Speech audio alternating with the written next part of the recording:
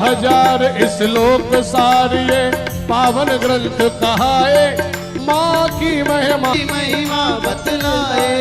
18,000 श्लोक सार ये पावन ग्रंथ कहाए, माँ की महिमा बतलाए। माँ की महिमा बतलाए, माँ की महिमा बतलाए। ओ माँ का ध्यान लगा मन को तू जगा, माँ का ध्यान लगा मन को तू जगा। ओ माँ का ध्यान लगा मन को तू जगा, ध्यान अपना दीजिए। देवी भागवत की आरती कीजिए, हो कीजिए, माँ चरणों में ध्यान अपना दीजिए। देवी भागवत की आरती कीजिए, माँ चरणों में ध्यान अपना दीजिए। हाँ माँ चरणों में ध्यान अपना दीजिए, हे माँ चरणों में ध्यान अपना दीजिए, माँ चरणों में ध्यान अपना दीजिए।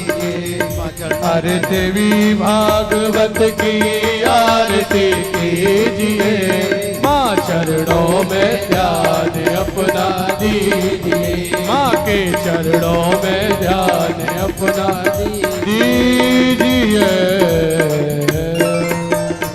प्रथमान्यासन्न देहनागम महिमानः सचन्द्रेत्र पूर्वे साध्याः सन्ति देवा।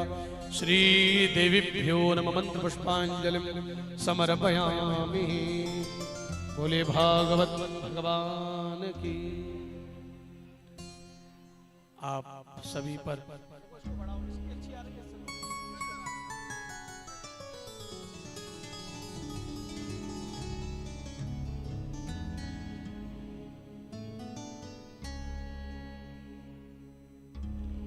बड़े भाव से सभी माताओं से बहनों से निवेदन है, प्रार्थना है, आप लोग रह जाएगी तो फिर हमारी कथा प्रारंभ होगी। या सो निवेदन है, आप कृपा करके अपनी आपसी वार्तालाप को विराम दे देवे, सब शांति से आइए। आप सबकी तरफ से पूज्य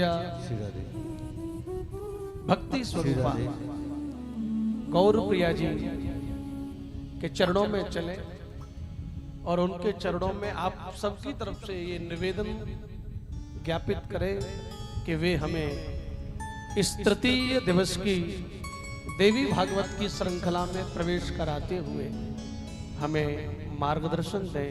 पूज्य गौर प्रिया जी।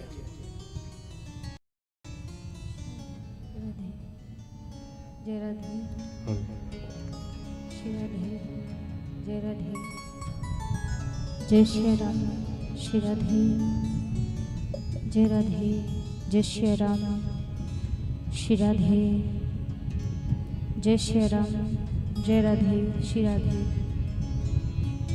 जय जय श्री राधे, जय श्री राम, जय श्री राम, श्री राधे, राधे, जय राधे, श्री राधे। बोलिए वाके बिहारी लाल की जय हो, हनुमान जी महाराज की जय हो। हरि हे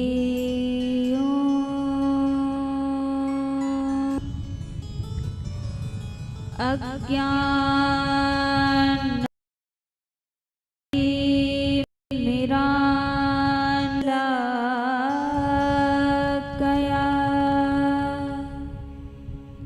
शक्ति छोरो न मिलतम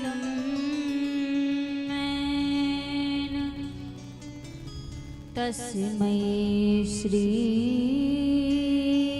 गुरुवे नमः। सच्चिदानंद रूपाय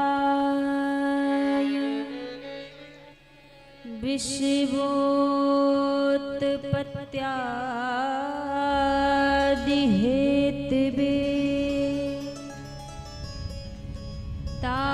तापत्रये विनाशाय श्री कृष्णाय वयं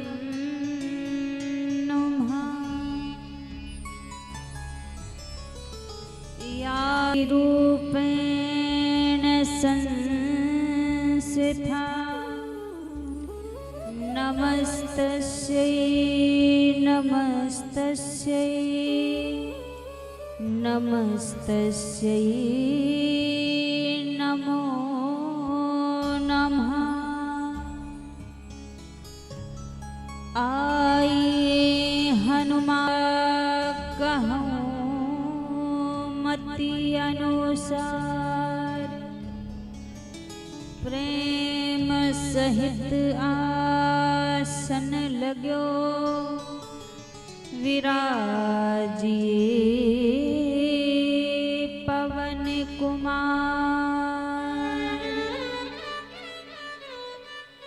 हरे कृष्ण कृष्ण कृष्ण हरे कृष्ण कृष्ण कृष्ण हरे हरे हरे राम राम राम हरे हरे हरे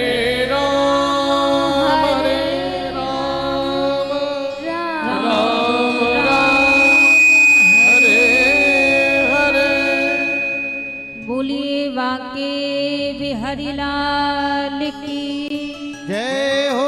हनुमान जी महाराज की जय हो। दुर्गा मैया। आइए सभी भक्तजन आज की परम पावन परम मंगलमय कथा में प्रवेश करने से पहले प्रभु के पावन नाम का आश्रय लेते हुए सभी आज तृतीय दिवस की पावन कथा में बड़े भाव से सभी प्रवेश करेंगे। सभी मिलकर प्रभु के पावन नाम को गाते हुए आज की दिव्य कथा में सभी बड़े भाव से। मेरा आपकी कृपा से सब काम हो रहा है।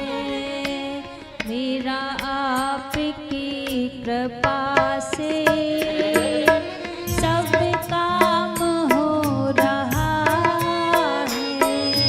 मेरा आपकी कृपा से सब काम हो रहा है। मेरा आपकी कृपा से सब काम हो रहा है। मेरा आपकी कृपा से सब काम हो रहा है। करते हो तुम कन्हैया मेरा नाम हो रहा है। मेरा आपकी कृपा से सब काम हो रहा है। मेरा आपकी कृपा से सब काम हो रहा है। जय हो। ताली सेवा करते हुए सभी बड़े भाव से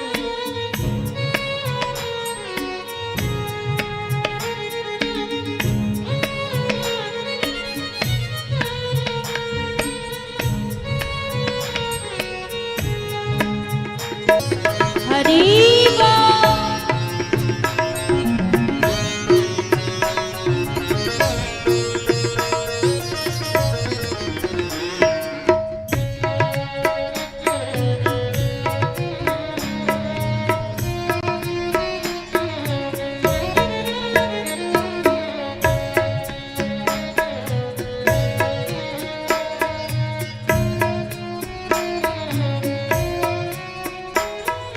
पतवार के बिना ही मेरी नाव चल रही है। पतवार के बिना ही मेरी नाव चल रही है। पतवार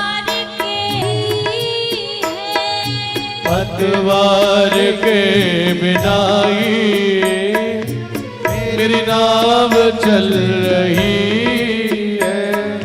बिन मांगे है कन्हैया हर चीज मिल रही है। बिन मांगे हो कन्हैया नहीं मैं कुछ भी करता नहीं मैं कुछ भी सब काम हो रहा है। मेरा आपकी कृपा से सब काम हो रहा है। मेरा आपकी भक्त वत्सल भगवान की जय हो। नाली सेवा करते हुए सभी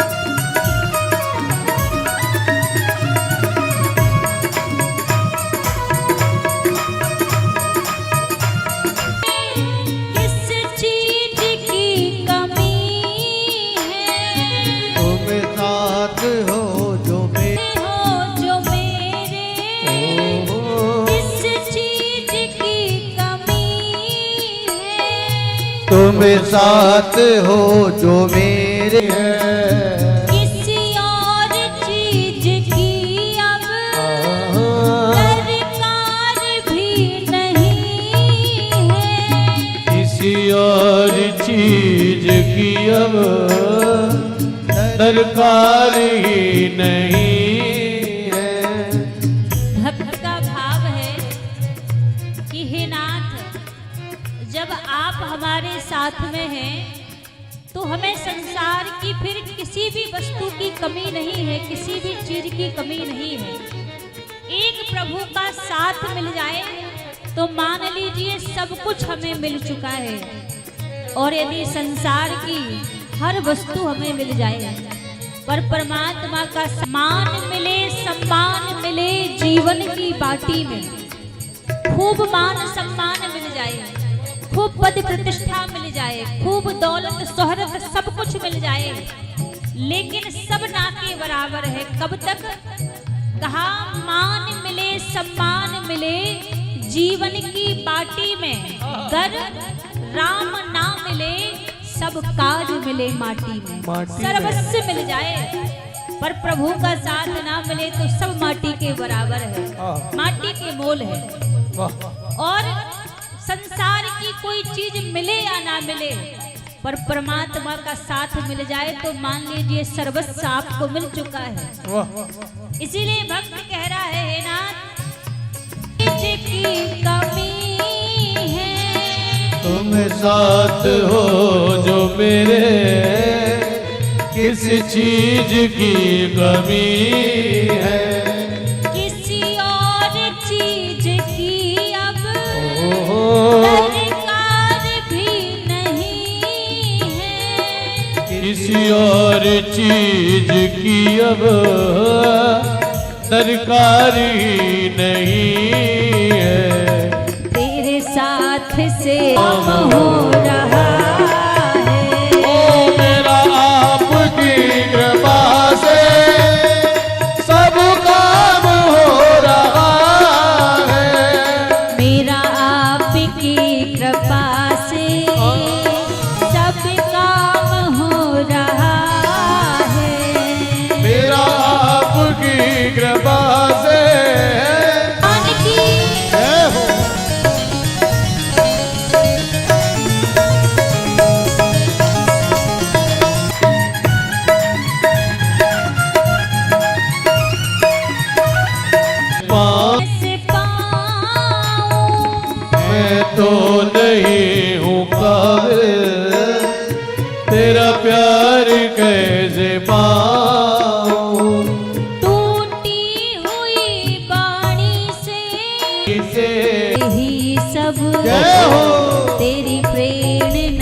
से ही सब इकमाल हो रहा है।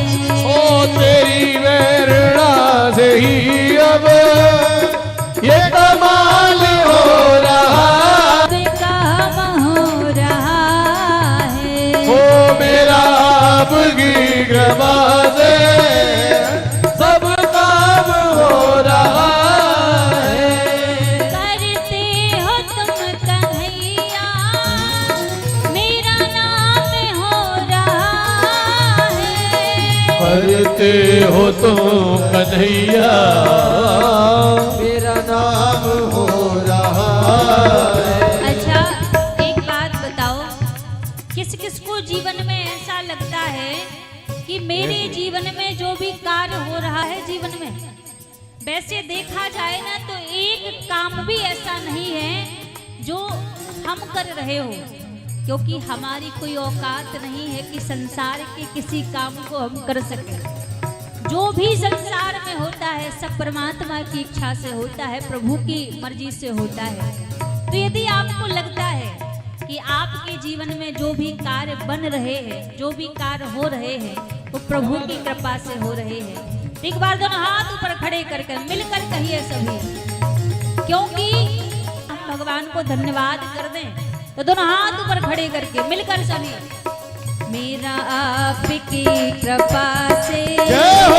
सब काम हो रहा है। ओ मेरा आपकी कृपा से सब काम हो रहा है। मेरा आपकी कृपा से सब काम हो रहा है।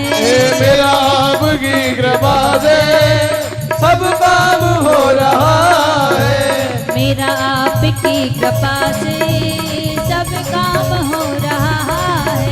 मेरा आपकी कृपा से सब काम हो रहा है। ऐसे नहीं, दोनों हाथ ऊपर खड़े करके मिलकर प्रभु का नाम गाते हुए सभी, पीछे वाले भी, जय गोविंद गोविंद गोपाला, गोविंद गोविंद गोपाला, जय गोविंद गोपाला, गोविंद गोविंद गोपाला, जय गोविंद गोविंद गोपाला, गोविंद गोविंद गोपाला, जय मुरली मनोहर नंद लाला, मुरली मनोहर नंद लाला, जय मुरली मनोहर नंद लाला, ओ मेरा मुरली मनोहर नंद लाला, जय गोविंद गोविंद गोपाला, ओ जय गोविंद गोविंद गोपाला, जय मुरली मनोहर नंद लाला, ओ मेरा मुरली मनोहर नंद लाला, जय गोविंद गोविंद गोपाला, जय गोविंद गोविंद गोपाला,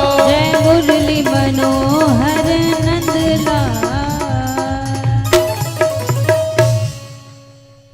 बोलिए भक्ति वत्सल भगवान की, जय हो, दुर्गा मैया की। जय हो। आइए सर्वप्रथम मेरे परम आराध्य अनंत कोटि कल्पतरु पीतांबरधारी श्री राधा रमण लाल जी के पावन चरणों में प्रणाम करते हुए परम्बा जगदम्बा आदि शक्ति माँ भवानी के चरणों में बारंबार प्रणाम करते हुए सभी संत समाज, विप्र समाज, विद्युत समाज, कथा में उपस्थित सभी भक्तजनों के हृदय में विराजित मेरे लोक लोचन सावरे सरकार के श्री चरण कथा में सभी बड़े भाव से प्रवेश करेंगे। एक बार सभी प्रेम से कहिए जय माता दी, जय माता, जय माता दी, जय माता, जय माता दी। जय माता दी। आज तृतीय दिवस की पावन मंगलमय कथा में सभी माँ भगवती के चरणों का ध्यान करते हुए आज चंद्र घटा का बड़ा सुंदर दिव्य स्वरूप माँ भगवती का है। तो माँ चंद्र घटा के दिव्य स्वरूप का चिंतन करते हुए हृदय में आज तृतीय दिवस की कथा में प्रवेश करेंगे। कल हमने सुना था कि माँ ब्रह्मचारिणी का रूप कब बनाती है, क्योंकि दूसरा नवरात्रा माँ ब्रह्मचारिणी का होता है। आज तीसरा नवरात्रा है तो आज माँ चंद्र घटा का स्वरूप है।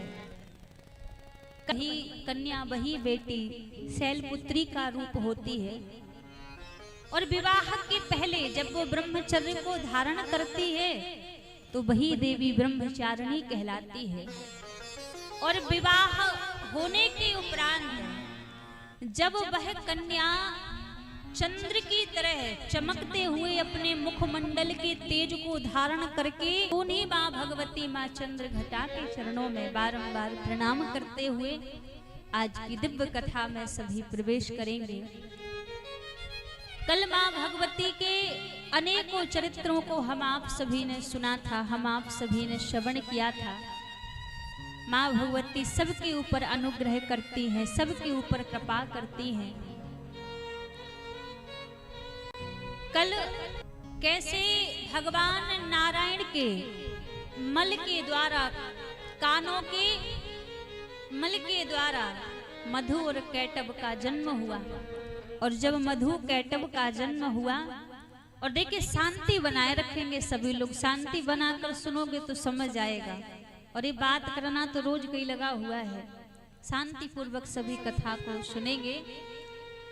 जब मधु और कैटब का जन्म हुआ तो दोनों एक दूसरे को देखने लगे, लेकिन भगवान नारायण तो योग निंद्रा में शयन कर रहे थे, तो भगवान नारायण तो जागे नहीं।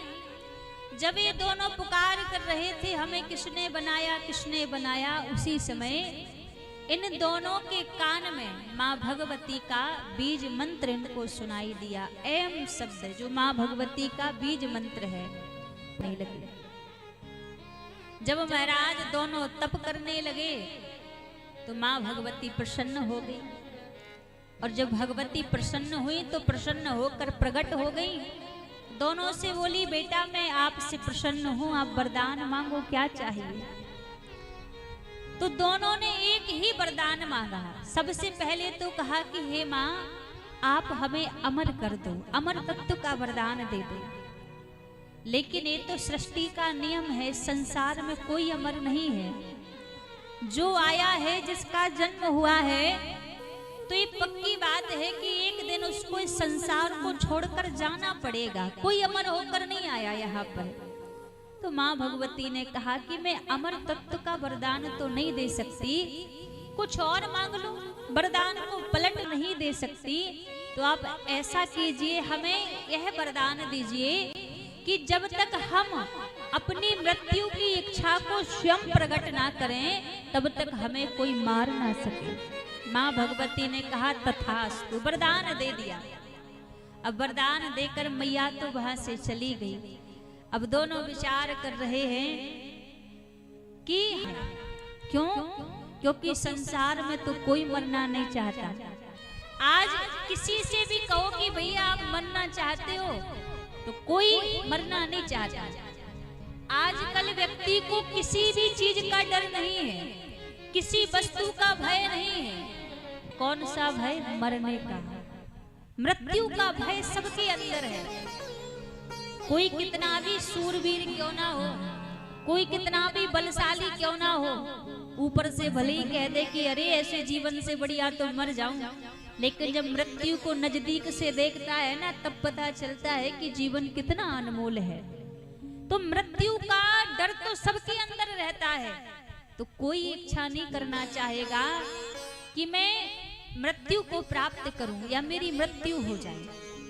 लेकिन कोई चाहे या ना चाहे पर मृत्यु तो सबकी संभव है, क्योंकि इस संसार केवल मात्र कुछ सत्य है तो दो चीजें संसार में सत्य है। और यदि जीवन का कल्याण चाहते हो ना, कि जीवन का कल्याण हो, भले ही सब कुछ भूल जाओ, लेकिन ये दो चीजें यदि व्यक्ति को याद रहे ना तो वो कभी भी संसार में नहीं भटक सकता। केवल मात्र दो चीजें संसार में सत्य कही हैं कि दो बातन को भूल मत, जो चाहे कल्याण, नारायण एक मौत को और दूजे श्री भगवान, और दूसरा मृत्यु सत्य है। एक बार के लिए व्यक्ति भगवान के नाम को तो सत्य मान भी लेगा कि हाँ भगवान का नाम सत्य है, लेकिन कोई मृत्यु को सत्य नहीं मानता। आज किसी की मृत्यु हो जाए ना तो लोग ज्ञान देते हैं, अब चले गए छोड़कर, जाना था एक दिन तो सबको जाना है, लेकिन उस समय के लिए वो ज्ञान ऐसा देते हैं कि मानो इनके अंदर पूरा वैराग्य उत्पन्न हो चुका है, लेकिन अंदर से उनको लगता है कि भैया ये तो दूसरों के लिए है, हमें थोड़ी ना जाना है, जो गए तो उनके लिए, हम तो अमर होके आए हैं। एक कहावत सुनी है, लोग कहते हैं ना कि जानते हैं पर मानते नहीं हैं। सब जानते हैं कि हमें एक दिन संसार को छोड़कर जाना है, पर मानता कौन है? कोई नहीं मानता। हम अपने आप में ही विचार करके बैठे हैं, अभी तो बहुत समय हमारे पास में है, अभी तो और जीवित रहना है हमें, लेकिन सच्चाई संसार में कुछ है तो केवल वो एक मृत्यु ही सत्य है, और जो सत्य है उसकी व्यक्ति कभी तैयारी नहीं करता, और जो सत्य है ही नहीं उसकी खूब तैयारी करता है, खूब उसके पीछे भागता है। आज किसी से कहो कि भैया आपने मृत्यु की कुछ तैयारी कर रखी है, तो लोग कहते हैं मृत्यु की कैसी तैयारी होती है, मृत्यु की थोड़ी ना कोई तैयारी होती, वो तो जब आ जाए सो चले जाओ। लेकिन एक बात आपसे कहें, बड़ी गहराई की बात है, संसार में किसी चीज की तैयारी नहीं होती, संसार में तैयारी होती है तो केवल मात्र मृत्यु की ही तैयारी होती है, केवल मात्र मृत्यु की तैयारी। और हम सब वस्तु की तैयारी करते हैं, बस मृत्यु की तैयारी नहीं करते। अच्छा, हमारा जीवन कहाँ से प्रारंभ हुआ है? जन्म से हमारा जीवन प्रारंभ हुआ है। और जीवन विश्राम कहाँ पर होता है? कहाँ? मृत्यु पर जीवन विश्राम होता है। तो फिर इसके बीच में मृत्यु की तैयारी कैसे की जाए?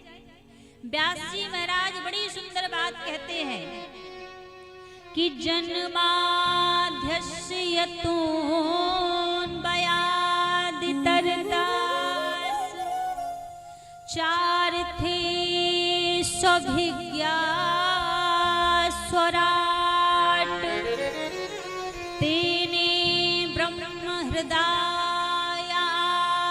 कवे मुह्यन्ति यत् सूर्या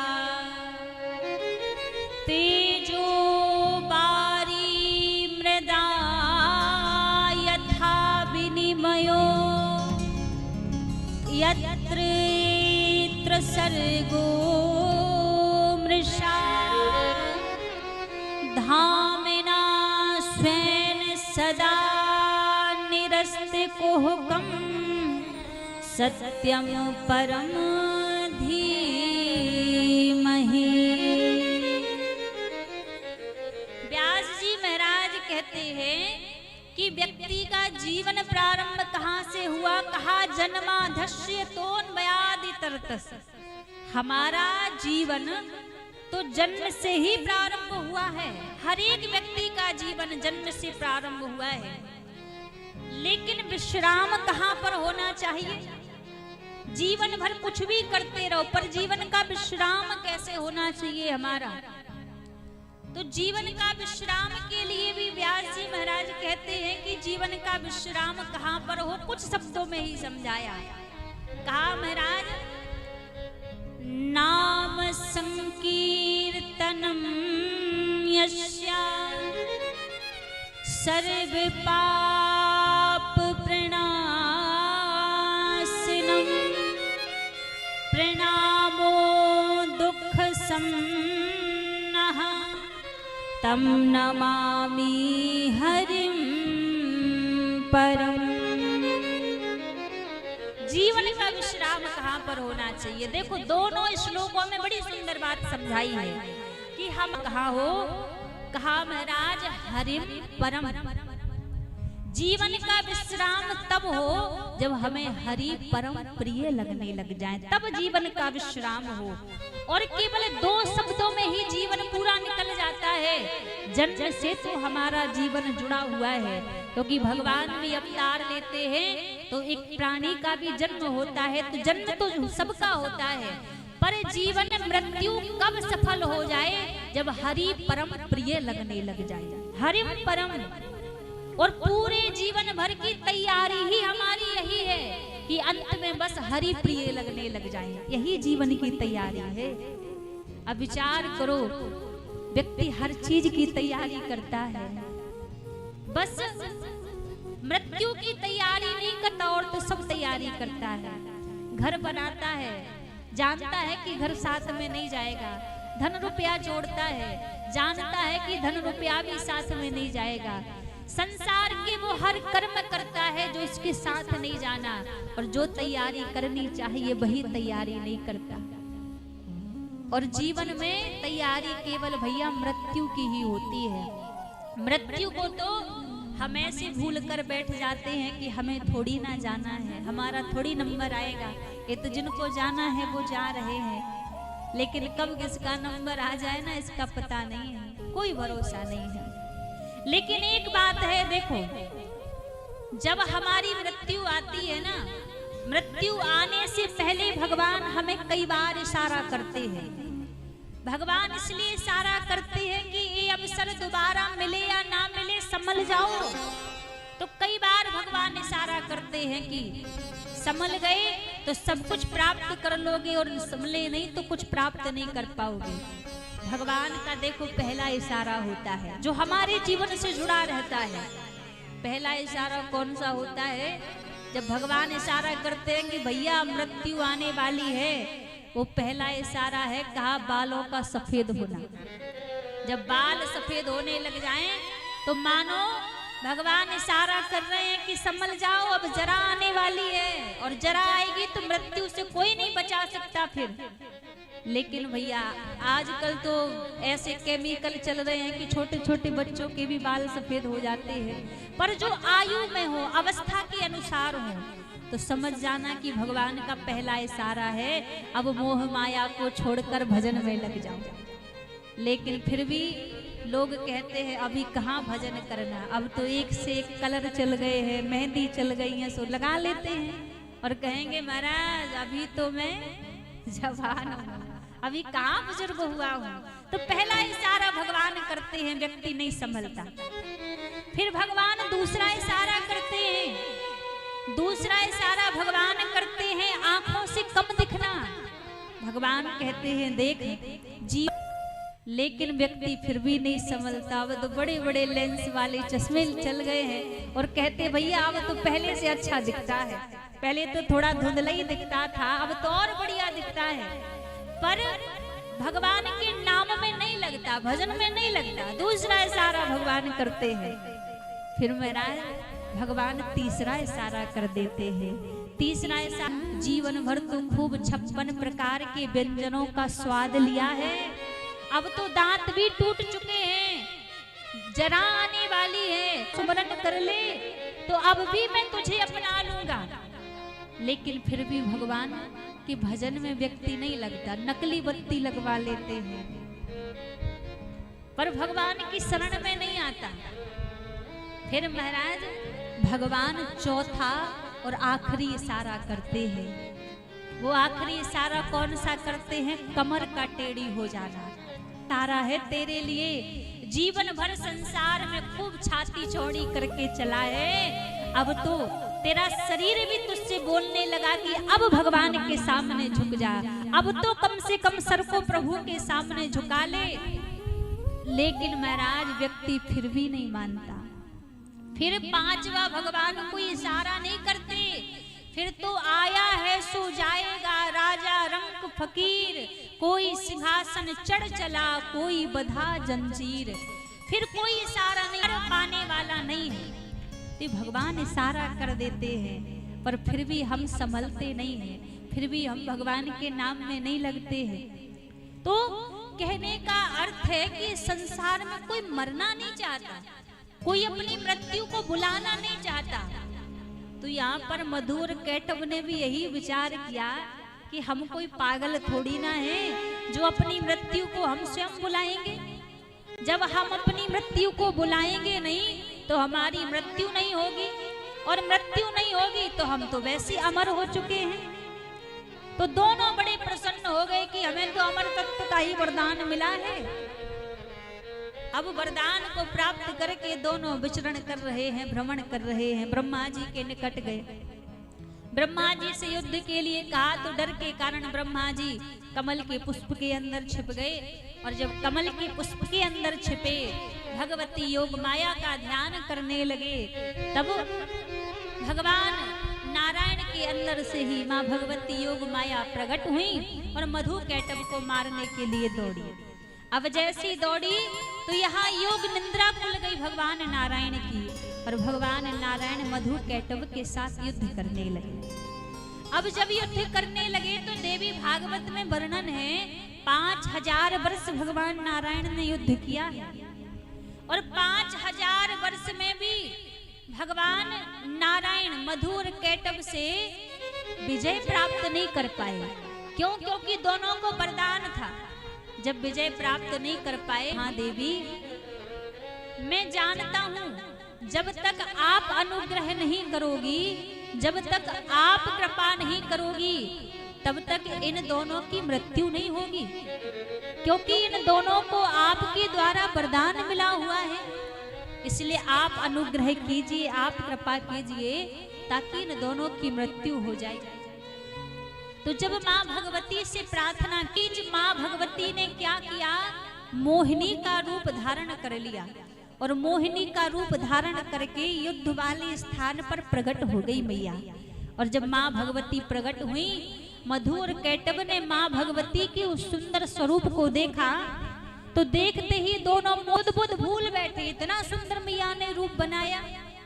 अब जैसी भगवान नारायण ने ऐसा अवसर देखा, तो भगवान नारायण बोले देखो अब मेरा युद्ध करने का मांग लो, और युद्ध होंगे। अभी तो हम युद्ध हारे नहीं, तो हम क्यों तुमसे वरदान मांगे? ऐसा करो, हम भी वरदान दे सकते हैं, तुम हमसे वरदान मांग लो। क्योंकि माँ भगवती सामने खड़ी हैं और उस रूप में मोहित हो चुके हैं। दोनों को सुध बुध नहीं है कि हम क्या बोल रहे हैं, क्या कह रहे हैं। तो दोनों कहने लगे तुम हमसे वरदान मांग लो। भगवान नारायण ने कहा अच्छा तुम वरदान दे दोगे, जो वचन से पलटेगा वो वीर नहीं कहलाएगा, बोले वरदान दे देंगे। तो भगवान नारायण मुस्कुरा कर बोले ऐसा करो, मेरे वजह से कहा तो सुध नहीं है कि हम क्या कह रहे हैं। दोनों ने कह दिया तथा। बारंबार वंदना करने लगे, प्रार्थना करने लगे कि हे भगवती, आज आपके अनुग्रह से ही, आज आपकी कृपा से ही ये मधु और कैटभ दोनों मेरे हाथों से मारे गए। लेकिन यहाँ पर जब 5000 वर्ष भगवान नारायण ने युद्ध किया, तो बीच में एक लीला घटित हुई। जब 5000 वर्ष भगवान नारायण युद्ध कर रहे थे मधु कैटभ से, तो ये मधु और कैटभ दोनों बड़े चतुर थे। ये दोनों क्या करते थे कि एक दिन मधु युद्ध करेगा तो दूसरे दिन फिर कैटभ युद्ध, तो अकेले थे। अब युद्ध करते करते एक दिन भगवान नारायण थक गए, और जब भगवान नारायण थक गए तो जिस धनुष से युद्ध कर रहे थे उसी धनुष से सर लगा के, सर को टिका के भगवान नारायण निंद्रा में चले गए। थकान के कारण भगवान नारायण की आंख लग गई। अब जब भगवान नारायण की आंख लगी तो सारे देवी देवता तो घबराने लगे कि भगवान नारायण तो सो गए हैं, निंद्रा में चले गए, और अब इन दैत्यों को कौन मारेगा। इंद्र ने कई देवों से कहा कि आप जाओ, जाकर भगवान नारायण की निंद्रा को खोलो। सारे देवी देवता कहने लगे हमारा सामर्थ्य नहीं है कि हम भगवान नारायण की निंद्रा को खोलने के लिए जाएं। सबने मना कर दिया। तब इंद्र ने क्या किया, एक बारमी नामक कीड़ा को उत्पन्न किया, और जब उस बारमी नामक कीड़ा को उत्पन्न किया, वो कीड़ा करता क्या है, जमीन के नीचे नीचे गड्ढा करता जाता है। उस कीड़े को उत्पन्न किया और कहा तुम जाओ जाके भगवान नारायण की निंद्रा को खोलो। अब वो वर्मी नामक कीड़ा जमीन के अंदर गड्ढा करता करता जहां भगवान नारायण उस धनुष से अपना सिर टिकाकर सो रहे थे। उस जमीन की खोखली हुई तो जो धनुष टिका हुआ था वो धनुष टेढ़ा हो गया, और जब धनुष टेढ़ा हुआ तो उस धनुष के प्रत्यंचा से भगवान नारायण का शीश अलग हो गया। भगवान नारायण का शीश धड़ से अलग हो गया, शीश कट गया। अब तो देवी देवता और घबराए कि हमने तो अच्छे के लिए कीड़े को भेजा था कि भगवान की निंद्रा टूट जाए, लेकिन अब तो भगवान नारायण का शीश ही धड़ से अलग हो गया है। तो अब इन दैत्यों से कौन हमारी रक्षा करेगा, कौन हमें बचाएगा। अब यहाँ पर अगस्त ऋषि कार्तिकेय जी से प्रश्न करते हैं कि भगवान नारायण के शीश कटने का कारण क्या था, किस कारण से भगवान नारायण का शीश कटा, वो भी धनुष की प्रत्यंचा से। तब कुमार कार्तिकेय जी कहते हैं कि भगवान एक बार का समय था, क्षीर सागर में भगवान नारायण और माता लक्ष्मी बैठे हुए थे। जब भगवान नारायण और माता लक्ष्मी बैठे थे तो लक्ष्मी जी के स्वरूप को देखकर भगवान नारायण मुस्कुरा रहे थे, हंस रहे थे देखकर। तो लक्ष्मी जी को क्या लगा कि शायद मैं भगवान नारायण को कुरूप दिख रही हूँ, कुरूपवान दिख रही हूँ, तभी ये मुझे देखकर हंस रहे हैं, मुस्कुरा रहे हैं। तो क्रोध में आकर माता लक्ष्मी के मुख से वचन निकला कि आपका ये शीश कट के गिर जाएगा। तो जब वो वचन निकला तो कार्तिकेय जी बोले कि भगवान नारायण के शीश को कटने का एक कारण तो यही है कि माता लक्ष्मी ने श्राप दिया था कि आपका शीश कट के गिर जाए, पहला कारण। और कार्तिकेय जी बोले भगवान नारायण के शीश के कटने का दूसरा कारण भी है। एक हयग्रीव नाम का राक्षस था जो मां भगवती का परम भक्त था, और जो हयग्रीव नाम का दैत्य था, जो राक्षस था, वो मां परम्बा की आराधना किया करता, निरंतर मां भगवती के मंत्रों का जाप किया करता।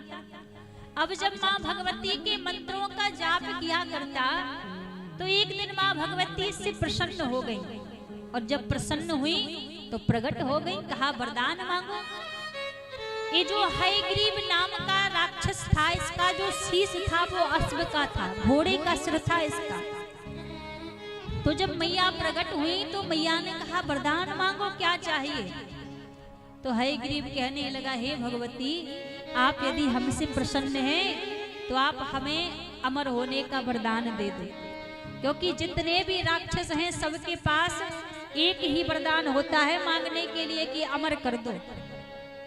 तो मां भगवती ने कहा कि अमर तो नहीं कर सकती, कुछ और मांग लो। जब अमर करने से मना कर दिया तो हयग्रीव नाम का दैत्य बोला कि यदि आप मुझे अमर नहीं कर सकती तो मेरा वध मेरे जैसे स्वरूप का दिखने वाले व्यक्ति के द्वारा ही मेरा वध हो, और जो नाम मेरा है हयग्रीव, किसी हयग्रीव नाम के देवता के हाथों से ही मेरा वध हो।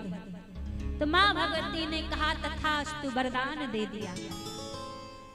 तो जब वरदान दे दिया और आज यहाँ पर जब भगवान नारायण का शीश कट गया तो ब्रह्मा जी को स्मरण आया कि एक बार भगवान नारायण ने कहा था कि मुझसे बड़ी मेरी योग माया है, भगवती है।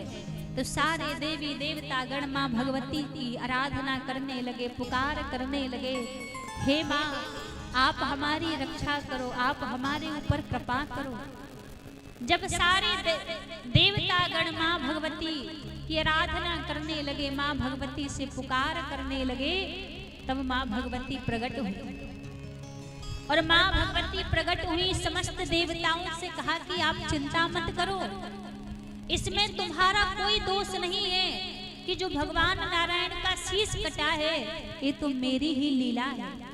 मेरा एक भक्त है हयग्रीव, जिसको वरदान मिला है कि किसी हयग्रीव नाम के देवता के द्वारा ही उसका वध होगा। तो मां भगवती ने एक अश्व के शीश को प्रकट किया, घोड़े के शीश को प्रकट किया, और जो भगवान नारायण का शीश कट चुका था वो अश्व का शीश भगवान नारायण के धड़ से जोड़ दिया। और जब भगवान नारायण के धड़ से वो शीश जोड़ा देवतागण जयकार लगाने लगे, हयग्रीव भगवान की जय हो। सारे देवता जब जयकार करने लगे तो भगवान नारायण उठकर खड़े हो गए। उठकर जैसे खड़े हुए और कहा, हे महादेवी, आप आज्ञा कीजिए, मुझे किस कार्य हेतु पुनः आपने इस शीश प्रदान किया है। तब मां भगवती ने कहा कि जो मेरा भक्त है हयग्रीव नाम का दैत्य, आप जाओ और जाकर उसका वध करो। उसका वध करने के लिए ही मैंने आपको पुनः जीवित किया। आज भगवान हयग्रीव उस हयग्रीव नाम के दैत्य के पास में आए और उसके साथ युद्ध करने लगे। युद्ध करते करते आज भगवान ने उस दैत्य का वध कर दिया, उस राक्षस का वध कर दिया। तो इसीलिए यहाँ पर भगवान नारायण का हयग्रीव अवतार हुआ, जो मां भगवती की कृपा के द्वारा हुआ। तो ये लीला यहाँ पर बीच में 5000 वर्षों के बीच में घटित हुई कि मधु कैटभ का भी वध मां भगवती ने करवाया और इन हयग्रीव नाम के दैत्य का वध भी मां भगवती ने करवाया। जब भगवान नारायण उठकर खड़े हो गए तो सारे देवतागण मां भगवती की आराधना करने लगे, मां भगवती का जय जयकार करने लगे कि आज आपकी कृपा से ही, आपकी दया से ही इन दोनों दैत्यों से हमें मुक्ति मिली। आपने ही इन दोनों दैत्यों से हमारी रक्षा की है। सारे देवतागण मैया का जय जयकार करने लगे। बोलिए दुर्गा मैया की जय हो।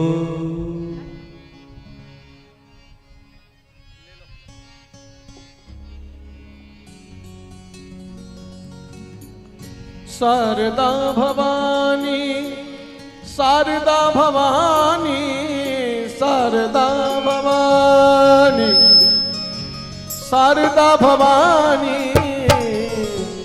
जो चाहते हैं कि देवी माँ हमारे घर पे भी कृपा करे और आए, दोनों हाथ उठा के ताली बजाते हुए कहेंगे, कभी तो मेरे घर आना माँ शारदा भवानी, कभी तो मेरे घर आना शारदा भवानी, शारदा भवानी।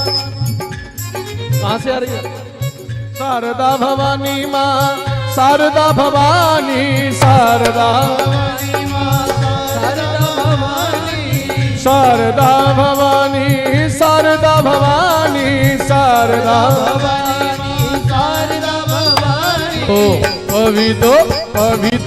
कभी तो मेरे घर आना माँ शारदा भवानी, कभी तो मेरे घर आना मेरी शारदा। ऐसे नहीं भैया, दोनों हाथ उठा के 1 2 3 4। जय हो।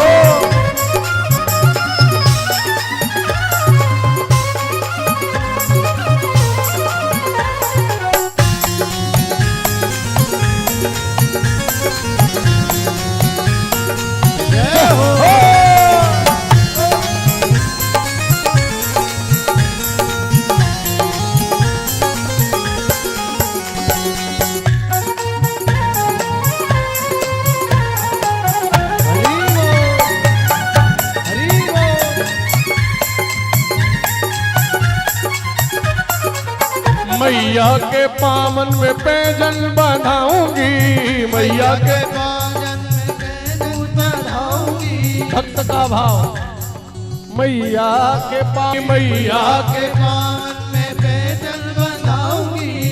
अरे ऐसे ही बंधाओगे क्या?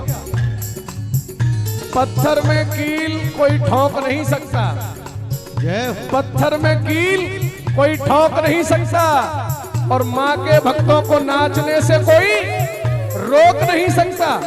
इसलिए जिन पे नाचना आता अपनी जगह पे खड़े हो जाएं, जो नाच सकते, और दोनों हाथ उठा के कहेंगे, मैया के पावन में पायल बंधाऊंगी, मैया के पावन में पायल बंधाऊंगी। पायल बंधाऊंगी, पायल बंधाऊंगी। हो पायल बंधाऊंगी, पायल बंधाऊंगी।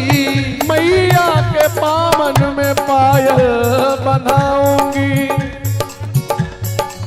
छम छम नाच दिखाना, हे छम छम नाचित गाना माँ शारदा भवानी कभी तो मेरे घर आना पूरी शारदा भवानी। ओ शारदा भवानी माँ शारदा भवानी शारदा भवानी माँ शारदा भवानी।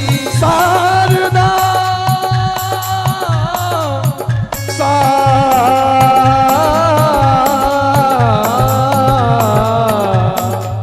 कभी तो मेरे घर आना माँ शारदा भवानी कभी तो मेरे घर आना पूरी शारदा भवानी। एक बार मेरा हाथ उठा के जय माता दी।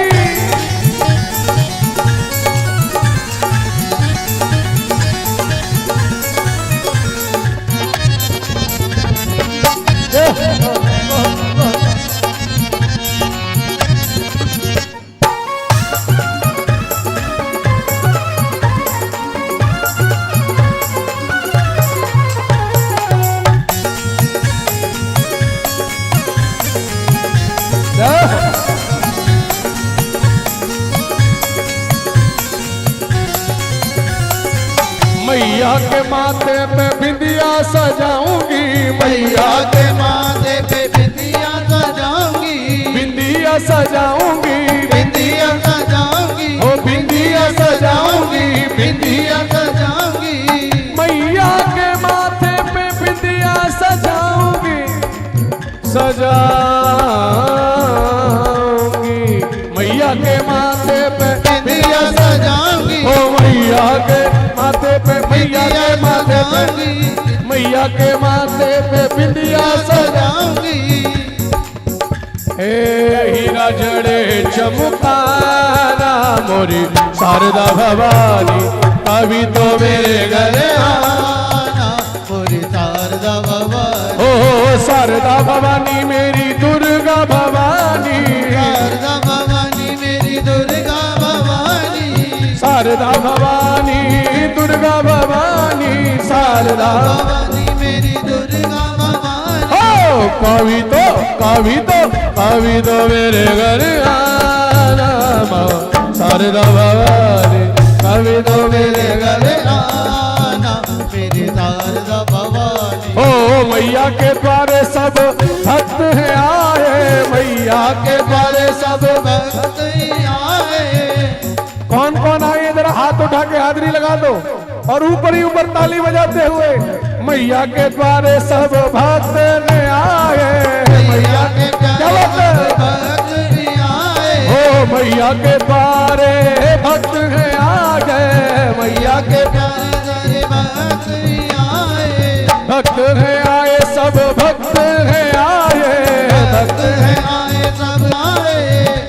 अरे भक्तों संग ठुमका लगाना माँ शारदा भवानी भक्तों संग ठुमका लगाना माँ शारदा भवानी। ओहो शारदा भवानी माँ शारदा भवानी शारदा भवानी माँ शारदा भवानी। ओ शारदा भवानी शारदा भवानी ओ शारदा भवानी शारदा भवानी। एक बार उठाएंगे दोनों हाथ जय जय श्री।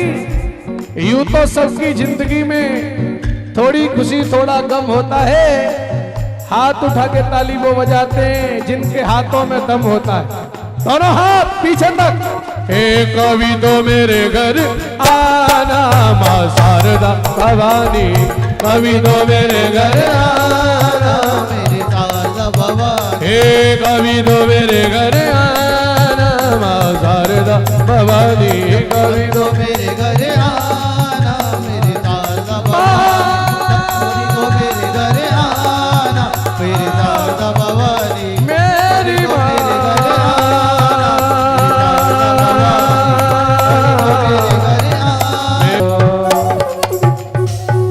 कभी तो मेरे घर आना माँ शारदा भवानी बोले शारदा भवानी की जय। दुर्गा मैया की जय हो। एक बार सभी प्रेम से कहिए जय माता दी। जय माता। भगवती की स्तुति करने लगे। कि आज आपकी कृपा से ही हमें इन दैत्यों के आतंक से मुक्ति प्रदान हुई। माँ भगवती की कृपा से इन दैत्यों का वध हुआ। तो आज जब सुखदेव जी महाराज लौट कर आए अपने पिता व्यास जी के निकट, तो ये जो कथा का प्रारंभ था मधु कैटव का, पिता व्यास जी नेत्र बंद करके किसी का ध्यान कर रहे थे। तो इन्होंने आकर प्रश्न किया था कि आप किसका ध्यान करते हैं। तब व्यास जी ने कहा कि यही प्रश्न मैंने एक दिन ब्रह्मा जी से किया था कि आप किसका ध्यान करते हो। तो ब्रह्मा जी ने कहा कि मैं तो भगवान नारायण का ध्यान करता हूँ। पर ब्रह्मा जी ने यही प्रश्न भगवान नारायण से किया था कि मैं आपका ध्यान करता हूँ, तो आप नेत्र बंद करके किसका ध्यान करते हो। तब भगवान नारायण ने कहा कि मेरी भी एक शक्ति है जिसको योग माया कहते हैं, और मैं भगवती योग माया का ध्यान करता हूँ। तो आज वही भगवती योग माया ने इन दोनों दैत्यों का वध किया जो भगवान नारायण के कानों से ही प्रकट हुए थे। और यहाँ पर सुखदेव जी महाराज लौट कर आए। व्यास जी ने फिर आज्ञा की कि आप विवाह करो। तो आज पितरों की कन्या पीवरी के साथ सुखदेव जी महाराज का विवाह हुआ।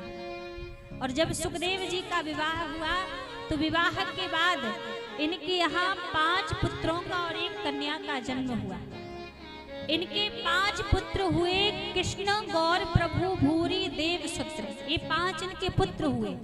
और एक कीर्ति नाम की कन्या का इनके यहाँ पर जन्म हुआ।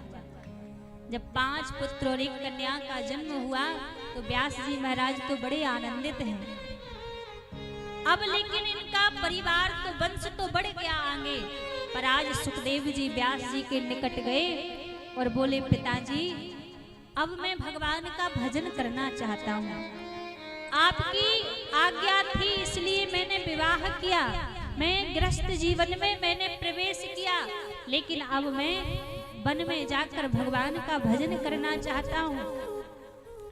अपने पिताजी से आज्ञा ली और आज्ञा लेकर वन जैसे ही जाने लगे कि मैं वन में जाकर भगवान का भजन करूंगा। कुछ दूरी तक तो दिखाई दिए व्यास जी को कि मेरा पुत्र सुखदेव वन की ओर जा रहा है, लेकिन व्यास जी के देखते देखते ही सुखदेव जी महाराज तो आकाश में समाहित हो गए। जब सुखदेव जी आकाश में समाहित हो गए तो पुत्र के ब्रह में व्याकुल होकर व्यास जी महाराज पुकार करने लगे, रुदन करने लगे। यम प्रव्रजन्त मनुपेत मपेत कृत्यम द्रुपायनो ब्रहका तर आजुहाव पुत्रेति तन्मयतया तरवो भिनेदु तम सर्वभूत हृदयं मुनिमानितोऽस्मि। पुत्र के ब्रह में व्याकुल होकर पुकार करने लगे व्यास जी। यम प्रव्रजन्त मनुपेत मपेत कृत्यम द्रुपायनो बृहकातर आजुहावा पुत्रेति तन्मयतया तरवो भिनेदु तम सर्वभूत हृदयं मुनिमानितोऽस्मि। रुदन करने लगे, व्याकुल हो गए कि मेरा पुत्र मुझे छोड़कर चला गया, मेरा पुत्र मुझे छोड़कर चला गया।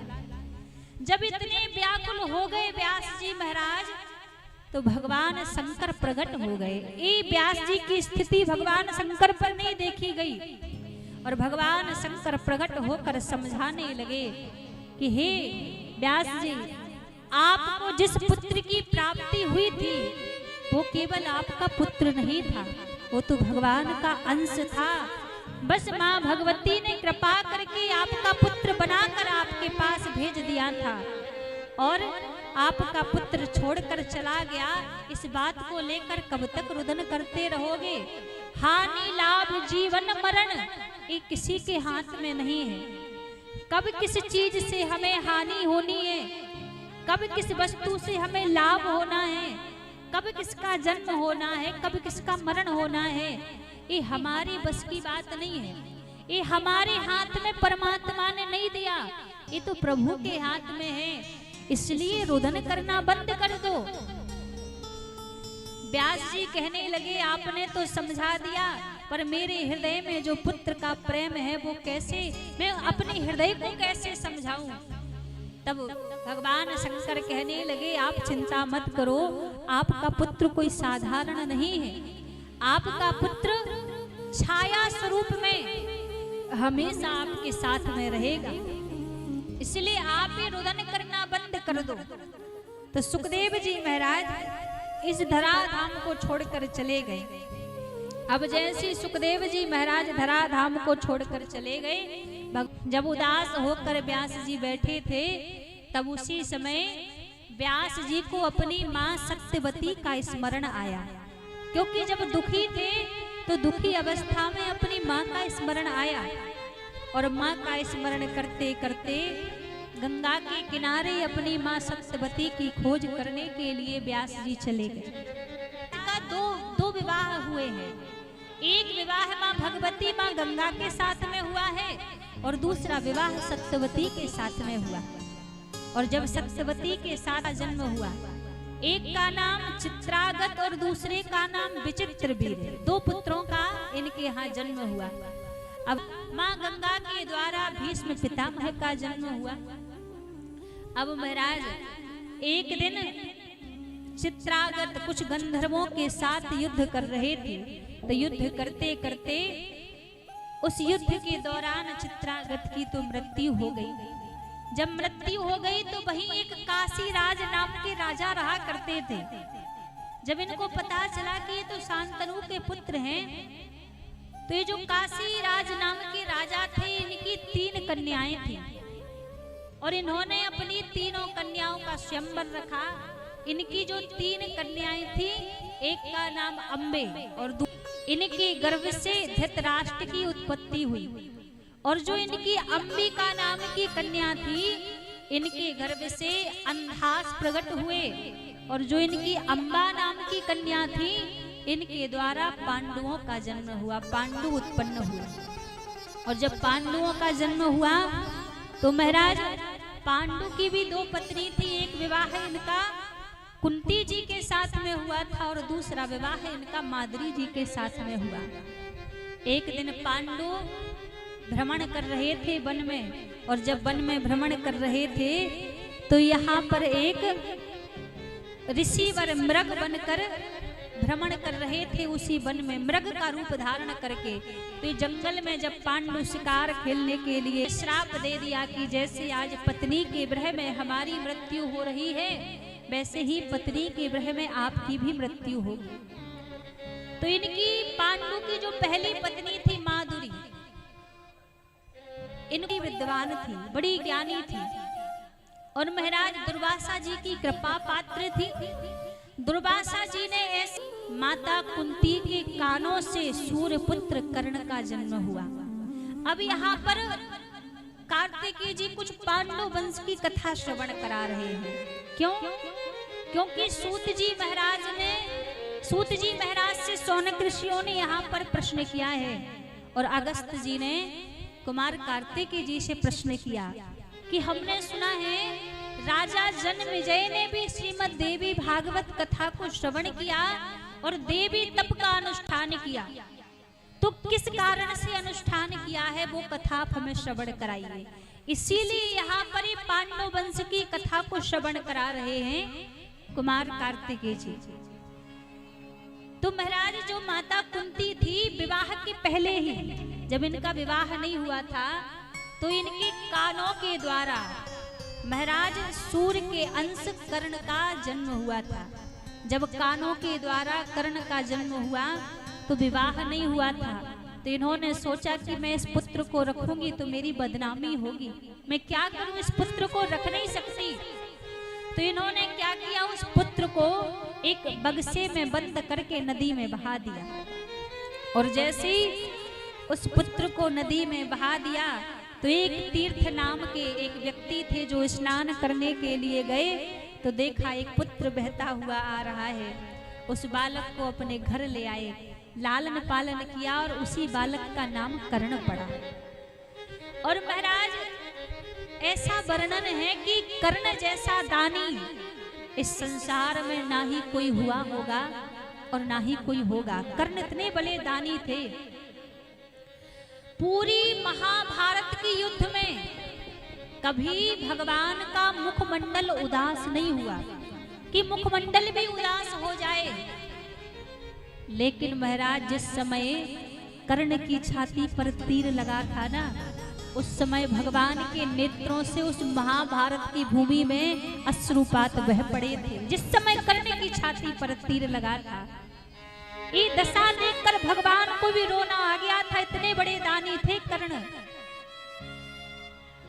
एक बार भगवान ने कई बार परीक्षा ली कर्ण की। अर्जुन हमेशा कहा करते थे कि मैं तो बड़ा दानी हूँ, बड़ा दानी हूँ, पर कर्ण कभी अपने मुख से नहीं कहते थे कि मैं कितनी सेवा करता हूँ, कितना दान पुण्य करता हूँ। तो एक दिन क्या हुआ, भगवान के मन में भाव आया कि क्यों ना मैं जाकर परीक्षा लूं, दोनों की, कर्ण की अर्जुन की परीक्षा लूं। चौमासे का समय था, चारों तरफ घनघोर बारिश हो रही थी। आज भगवान ने एक साधु का रूप बनाया और साधु का रूप बनाकर अर्जुन के द्वार पर पहुंचे।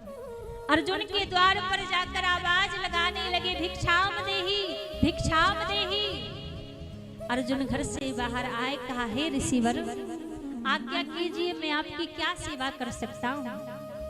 भगवान कहने लगे, ज्यादा तो मुझे कोई सेवा नहीं करानी, पर मेरा नियम है कि मैं चंदन की लकड़ी से बने हुए भोजन को ही भोग लगाकर ग्रहण करता हूँ।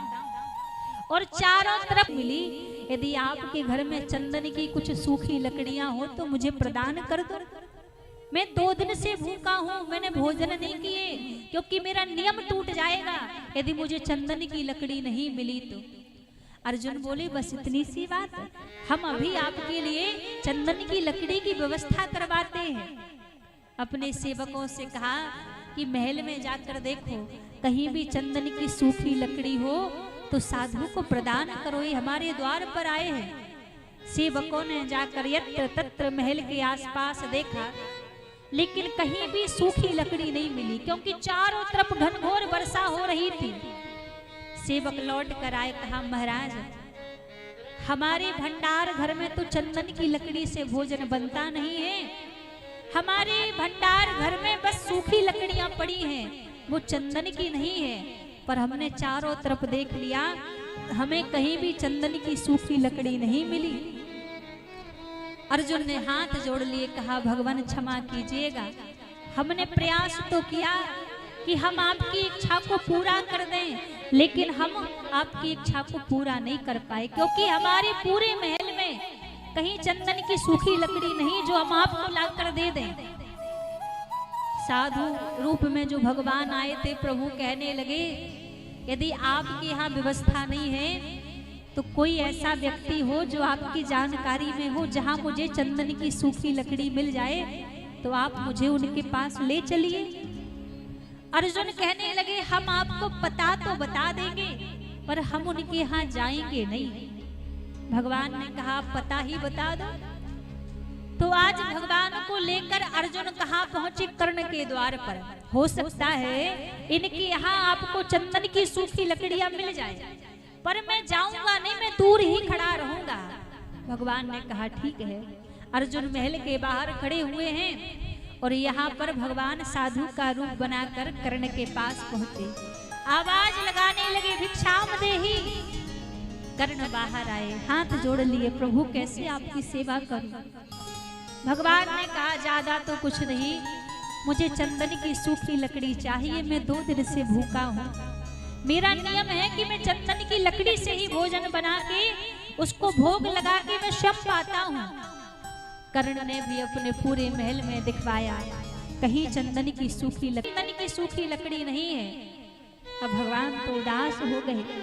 अब जैसे भगवान उदास हुए तो कर्ण को लगा कि आज तक कोई कुछ भी मांगने के लिए मेरे द्वार पर आया है वो खाली हाथ नहीं गया।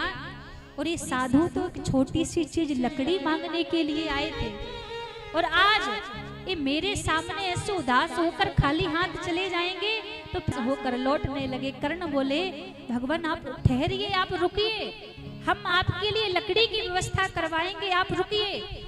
अपने सेवकों को आदेश दिया, कहा महल में कहीं चंदन की सूखी लकड़ी नहीं है, कोई बात नहीं, हमारे महल में ये जो चंदन की चौखट लगी है ना, इस चौखट को तोड़वा के आप साधु को दीजिए।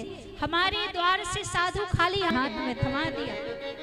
अब उस लकड़ी को लेकर भगवान बाहर आए। अर्जुन तो बाहर खड़े हुए थे। अब मुस्कुराते हुए प्रभु चलकर आ रहे थे। अर्जुन बोले आपको लकड़ी मिल गई? भगवान बोले लकड़ी तो मिल गई, पर मुस्कुराकर प्रभु बोले अर्जुन एक बात बताओ, क्या तुम्हारे महल में चौखट नहीं लगी थी? चौखट तो तुम्हारे महल में भी लगी थी, पर तुमने मुझे वो लकड़ी प्रदान नहीं की। आज कर्ण ने अपने महल की चौखट को तुड़वा कर भी मुझे लकड़ी प्रदान कर दी। तो जगह जगह भगवान ने कर्ण की परीक्षा ली है।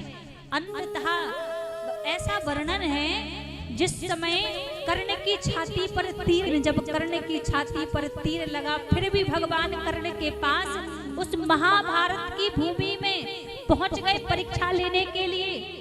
एक बुजुर्ग ब्राह्मण का रूप बनाया भगवान ने, और छाती में कर्ण के तीर लगे हुए हैं, और पड़े कहाँ हैं?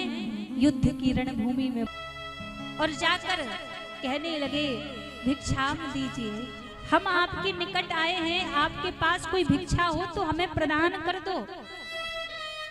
तो जैसे कहा, आज कर्ण ने देखा तो कर्ण की आंखों से आंसू बहने लगे, और आंसू बहने हुए कहने लगे हे विप्र देवता, अभी आप मेरी स्थिति देख रहे हैं, मैं रणभूमि में पड़ा हूं, मेरी छाती में तीर लगे हुए हैं, यहाँ मेरे पास इन तीरों के अलावा कुछ भी नहीं है आपको देने के लिए।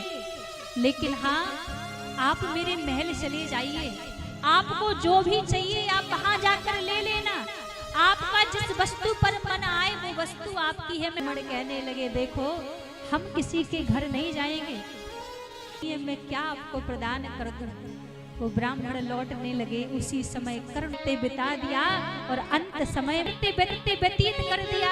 कष्ट उन तीरों का कर्ण को नहीं कि मेरे जो दांत हैं, एक दांतों में स्वर्ण का दांत लगा हुआ है, अब जैतियों में एक स्वर्ण का दांत लगा है। तुरंत उस विपरीत छाती में उस तीर को निकाल कर उस तीर के द्वारा ही जो स्वर्ण का दांत लगा था वो स्वर्ण का दांत उखाड़ दिया, और रोते रोते आज दाएं हाथ पर, विप्रदेव के दाएं हाथ पर वो दांत रख दिया और कहा भगवान इसके अलावा मेरे पास कुछ नहीं है देने के लिए। जैसे ये भाव देखा भगवान पर रहा नहीं गया, चतुर्भुज रूप धारण करके कर्ण के सामने प्रभु प्रकट हो गए। और जैसे कर्ण के सामने प्रभु प्रकट हुए, भगवान की आंखों से आंसू बह रहे हैं, और भगवान कहने लगे कर्ण आज मैं तुमसे इतना प्रसन्न हूँ, तुम जो भी मुझसे मांगोगे मैं तुम्हें तुरंत प्रदान कर दूंगा। आज तुम बैकुंठ भी मांगोगे ना, तुम्हें मना नहीं करूंगा, बैकुंठ भी तुम्हें दे दूंगा, तुम मांगो क्या चाहिए। कर्ण ने हाथ जोड़ लिए और हाथ जोड़कर बोले हे नाथ, मैंने सारा जीवन तो दान करते करते बिता दिया है, जीवन बिताया सारा प्रभु दान करते करते बिता दिया, और आज मरने को जा रहा हूँ, मृत्यु की सैया पर पड़ा हूँ, और आप कह रहे हैं कि मांग लो क्या चाहिए, मुझे कुछ भी नहीं चाहिए।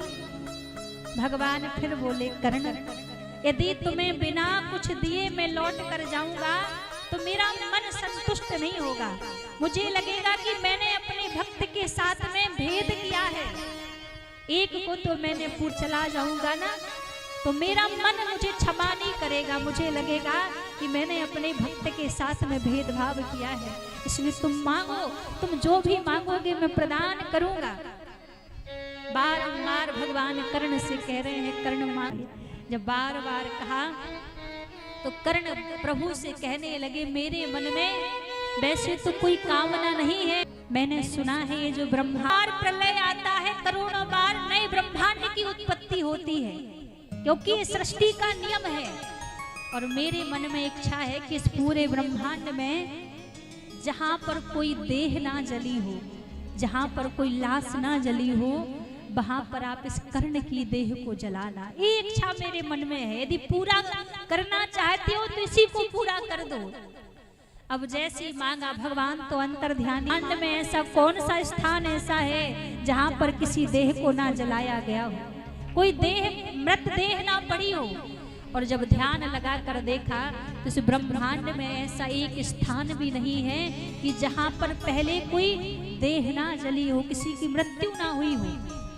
क्योंकि हर बार प्रलय होता है, फिर नई सृष्टि को बनाया जाता है, फिर प्रलय होता है, फिर नई सृष्टि को बनाया जाता है। अब भगवान को लगा कि अंत में भक्त ने कामना की है, फिर मैं कैसा भक्त वत्सल कहलाऊंगा कि अपने भक्त की कामना को ही पूरा ना कर सकूं।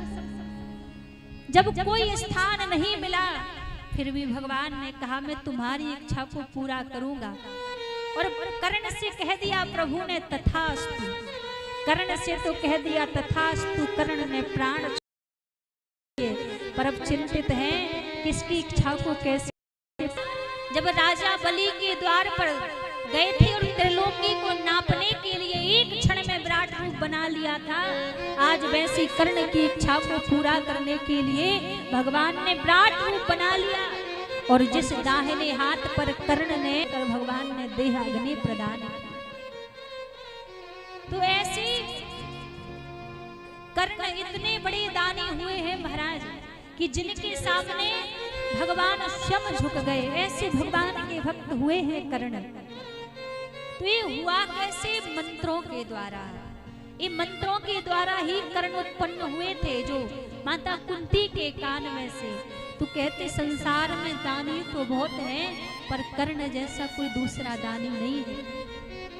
आज हम यदि 100 रुपया भी कहीं दान कर देना तो 4 जगह चर्चा कर देते हैं, अरे हम भी वहां मंदिर में दान देकर आए हैं, हमने भी इतना इतना दान किया है। लेकिन दान की भी महिमा है। दान श्रेष्ठ वो कहलाता है कि यदि इस हाथ से आपने दान किया है ना, तो दूसरे हाथ को भी पता ना चले कि आपने कितना दान में दिया है, वो दान श्रेष्ठ कहलाता है। और जिस दान का ढिंढोरा पीट दिया जाए कि हमने इतना किया है, इतना किया है, लोगों की नजरों में तो आ जाता है, पर वो प्रभु की नजरों में नहीं आता। दान श्रेष्ठ वही है जो दाएं हाथ से बाएं हाथ को भी खबर ना हो कि कभी भी उस भक्ति को प्रकट नहीं करते। तो महाराज यहाँ पर पांडव वंश की कथा श्रवण करा रहे हैं। तो कर्ण की कथा श्रवण कराई अगस्त्य जी को कि कर्ण कितने विवाह हुआ। जब कुंती मैया का विवाह पांडवों के साथ में हुआ, फिर इनके यहाँ पर 5 पुत्रों का जन्म हुआ। तो सभी जानते हैं, लीलाएं तो जानते हैं, सबने सुनी हुई हैं। तो यहाँ पर द्रौपदी के साथ इनका विवाह हुआ। बालक का जन्म हुआ जिसका नाम पड़ा अभिमन्यु, और अभिमन्यु की पत्नी हुई उत्तरा। उत्तरा के गर्भ से भगवान ने उत्तरा के गर्भ में जाकर राजा परीक्षित की रक्षा की थी।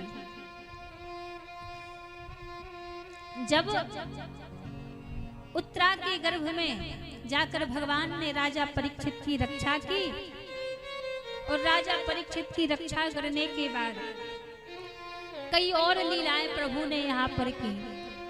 और कई लीलाएं करने के बाद फिर जब भीष्म पितामह की इच्छा को भगवान ने पूरा किया, फिर भगवान द्वारिकापुरी चले गए।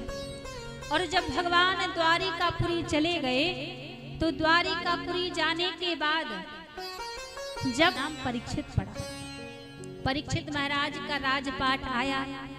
और जब परीक्षित महाराज का राजपाट आया तो यहाँ पर राजा परीक्षित जी को सारा राजपाट पांडवों ने सौंप दिया और वन में जाकर भगवान का भजन करने लगे। राजा परीक्षित भी बड़े ही धर्मात्मा राजा थे।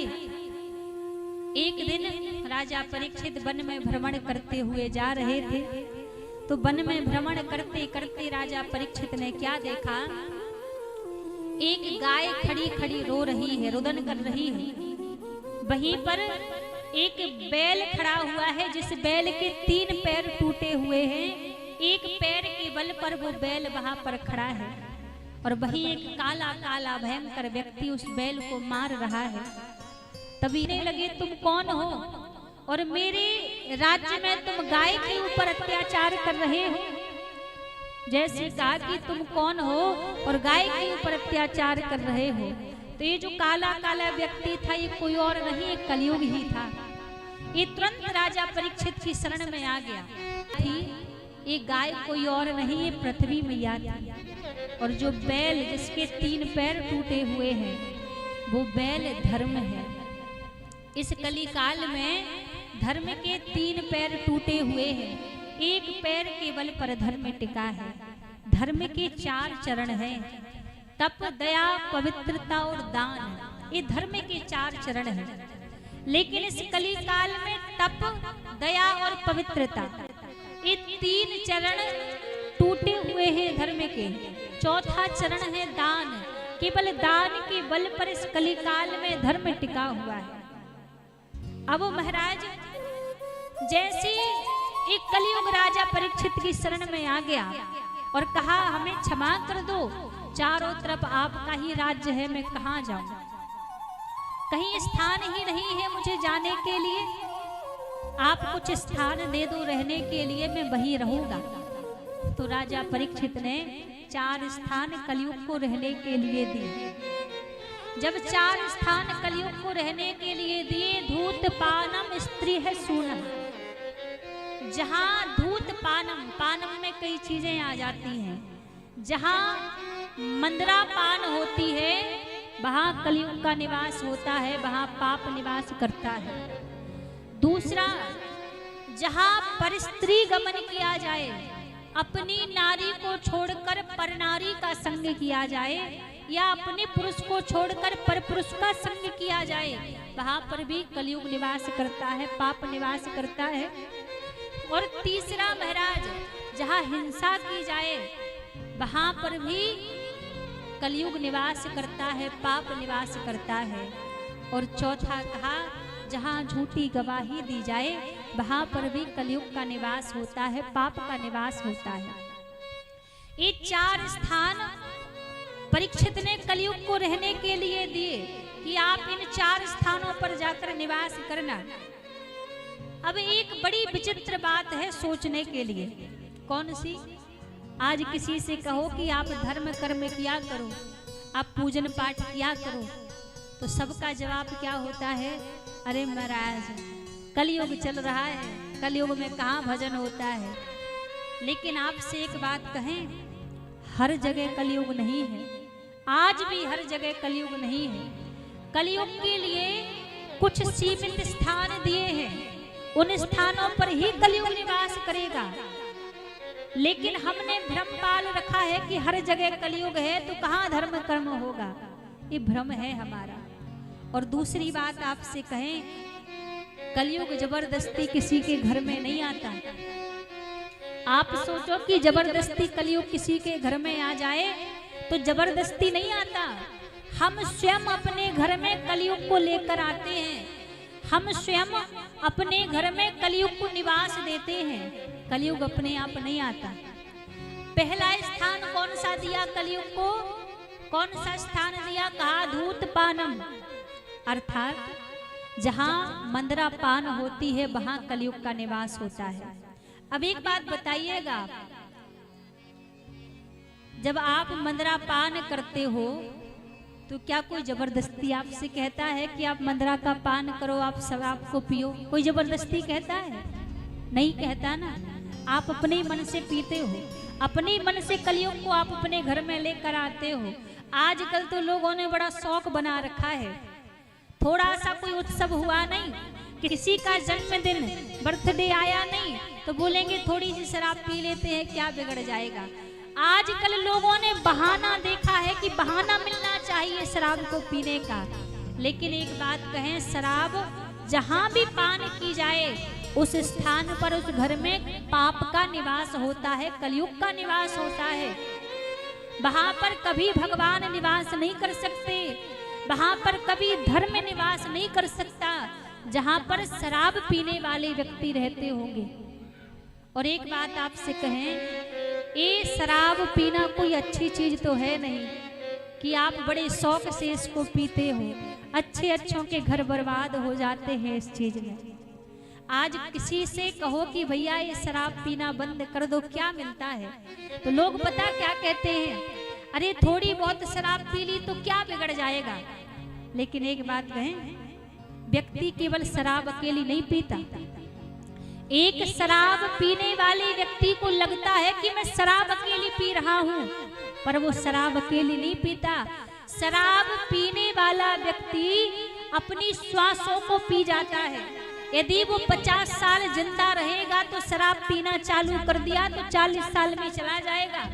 तो शराब पीने वाला व्यक्ति अपनी श्वासों को पीता है, अपने पत्नी के सपनों को पी जाता है, अपने बच्चों के भविष्य को पी जाता है, अपनी माता पिता की उम्मीदों को पी जाता है, और बड़े हल्के में कहता है कि मैं तो शराब अकेली पी रहा हूं। जरा उस घर में जाकर देखा करो, उस घर की नारी से पूछा करो कि उसकी स्थिति कैसी होती है जिसका पति रोज घर में शराब पीकर आ जाए। उन छोटे छोटे बच्चों से पूछा करो, जब लोग कह देते अरे ये तो शराबी के बच्चे हैं, ये क्या जाने, इनका पिता तो शराब पीकर डोलता है। आज आप ट्रेन में यात्रा कर रहे हो ना, आपके बगल में शराब पीकर कोई व्यक्ति 10 मिनट भी बैठ जाए तो आपको ये लगेगा कि कब ये यहाँ से उठ जाए। 10 मिनट आप उसके बगल में बैठना पसंद नहीं करोगे। और जरा उस स्त्री से पूछो, उस नारी के हृदय से पूछो, एक शराबी व्यक्ति के साथ में वो अपना पूरा जीवन बिता देती है। तो इसमें आपको कुछ मिलने वाला नहीं है। और हम पता है ये बात क्यों कह रहे हैं, हमारा इसमें कोई स्वार्थ नहीं है। आप सोच रहे होंगे कि हम कथा को छोड़कर ये बात आपको समझाने के लिए लग गए। हम सीधी सीधी भी आपको कथा सुना देंगे ना, आज सुनोगे कल भूल जाओगे। अभी कल का प्रसंग ही कोई पूछ लो किसी से तो याद नहीं रहेगा, पर इस व्यासपीठ के द्वारा यदि थोड़ा सा भी आपने इन अपनी गलत आदतों में भी सुधार कर लिया तो हमें लगता है आपका 9 दिन कथा को सुनना सफल हो जाएगा। थोड़ा सा भी आपने अपने जीवन में परिवर्तन ले आए थे। जीवन में आप सुख शांति चाहते हो तो जीवन ऐसा व्यतीत करो कि दूसरे कहें कि भैया जीवन तो इनकी तरह होना चाहिए। जानवरों की तरह जीवन व्यतीत कर दिया तो क्या आपको मिला? कुछ भी नहीं मिला। ऐसे तो जानवर भी जीवन का बोझ ढो ढो के अंत में मर जाते हैं, और जानवर की तरह जीवन बिताया तो क्या जीवन आपने बिताया? फिर तो ऐसे जीवन गवा दिया। तो पहला स्थान पाप का है जहां पर शराब पी जाए, पहला स्थान दिया। और दूसरा स्थान कौन सा दिया? स्त्री सूनहा, जहां पर स्त्री का संग किया जाए, पर स्त्री का गमन किया जाए। देखो शास्त्रों में कहते हैं ना कि पत्नी के लिए, एक नारी के लिए तो बहुत सारे व्रत बताए हैं। इस संसार में जितने व्रत एक नारी करती है इतने व्रत कोई नहीं कर सकता। हमारी माताओं से पूछो कितने व्रत करती है। सोमवार आ जाए तो सोमवार का व्रत करेंगी, फिर गुरुवार का व्रत करेंगी, फिर शुक्रवार का व्रत करेंगी। जितने भी पर्व आते हैं सारे व्रत एक स्त्री ही करती है। क्या पुरुषों के लिए शास्त्रों में कोई व्रत नहीं बताया? क्या शास्त्रों ने कोई आज्ञा नहीं की कि पुरुष के लिए भी कोई व्रत है? आज्ञा की है। नारियों के लिए भले ही कई सारे व्रत बताए हो, लेकिन शास्त्रों में पुरुषों के लिए भी एक व्रत बताया है। और जिस पुरुष ने उस एक व्रत का पालन कर लिया वो जीवन में कोई व्रत करे या ना करे, उस एक व्रत से ही उसका कल्याण हो जाएगा। और वो एक व्रत जानते हैं कौन सा है? वो एक व्रत है एक पत्नी व्रत। जीवन पर्यंत जो पुरुष एक नारी को ही धारण करता है ना, उसको जीवन में कोई दूसरा व्रत करने की आवश्यकता नहीं है। एक व्रत में ही इसका कल्याण है। तो हर एक व्यक्ति के लिए ये व्रत बताया है, एक पत्नी व्रत। जीवन में एक ही नारी का संग होना चाहिए, ये हमारे शास्त्रों की आज्ञा है। यदि आप अपनी नारी को छोड़कर परनारी का संग करते हो, परनारी का गमन करते हो, तो घर तो आपका बर्बाद होता ही है, ये लोक भी आपका बर्बाद हो गया और परलोक भी आपका बर्बाद हो गया। परलोक भी आपका संभलने वाला नहीं है। इसलिए कई लोग कहते हैं ना, अरे हम तो आपसे विवाह करके पछता रहे हैं, कैसे आपसे विवाह हो गया। तो ये तो भाग्य की बात है। जिस इंसान की किस्मत में जो होगा उसको वही मिलेगा। इसलिए भगवान ने जो दिया है प्रसन्नता से उसको ही स्वीकार करो। ज्यादा लोभ लालच जितना करोगे उतना नरक के गामी बनोगे। तो दूसरा स्थान परस्त्री गमन, कभी भी परस्त्री का संग नहीं करना चाहिए। एक पत्नी व्रत को जीवन पर्यंत धारण करो। और यही व्रत माताओं के लिए भी है कि जैसे पुरुषों के लिए एक पत्नी व्रत बताया, तो आपके लिए भी एक पाती व्रत धर्म का ही व्रत है कि जीवन भर एक अपने पति के चरणार बिंदों का ध्यान करके ही जीवन व्यतीत होना चाहिए। वरना लोग कलयुग का सहारा लेकर, कलयुग का बहाना लेकर ना जाने कितने अपराध करते हैं, कितने पाप करते हैं, और बाद में कहेंगे अरे ये तो कलयुग चल रहा है, सब चलता है। आपके कहने से कुछ भी नहीं चलता है। जब वहाँ हिसाब होता है तो एक एक चीज का हिसाब होता है। फिर तीसरा स्थान दिया, जहाँ पर हिंसा की जाए वहाँ पर भी कलयुग का निवास होता है।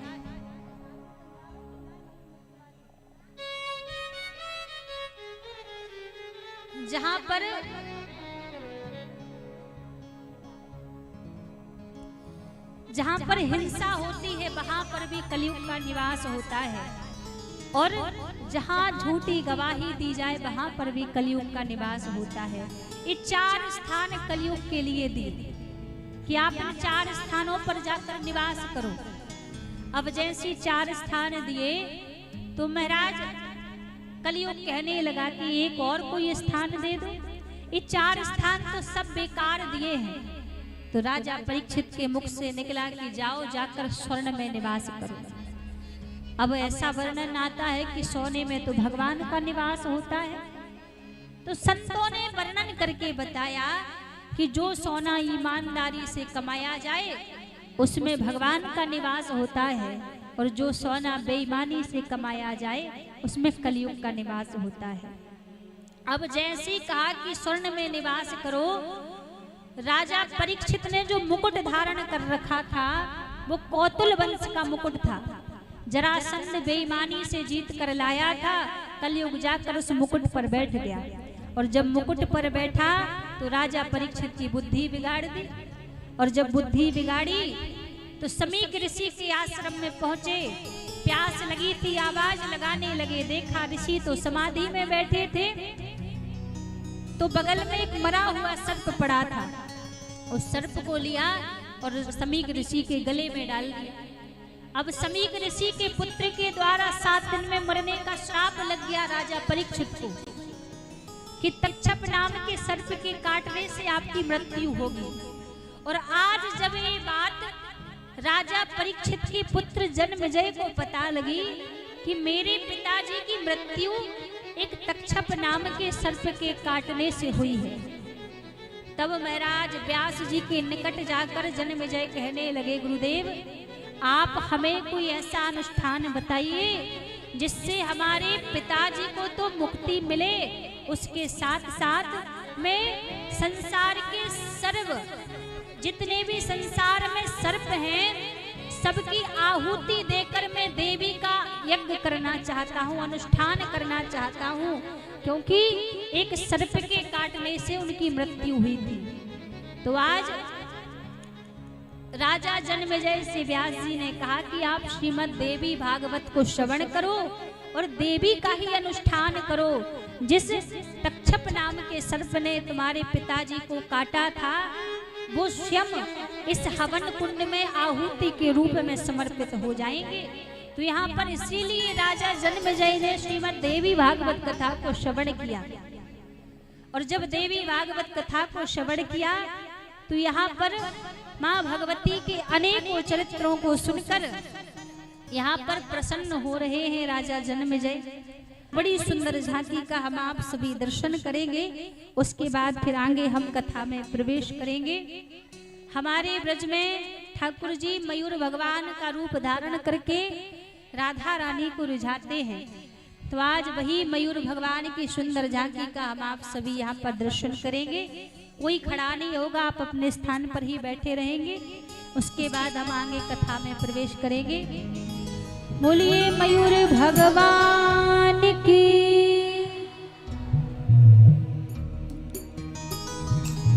हमारे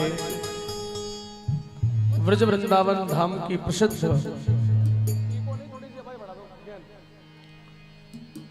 मयूर नृत्य की झांकी आपके सामने प्रस्तुत होगी। मैं चाहूंगा यहाँ पर्याप्त स्थान बनाएं मयूर भगवान की झांकी के लिए। बाबूजी आप स्थान बनाएं यहाँ पर। हमारे जो व्यवस्थापक हैं वो थोड़ा ध्यान दें, पूरा का पूरा खाली कर दें थोड़ा सा।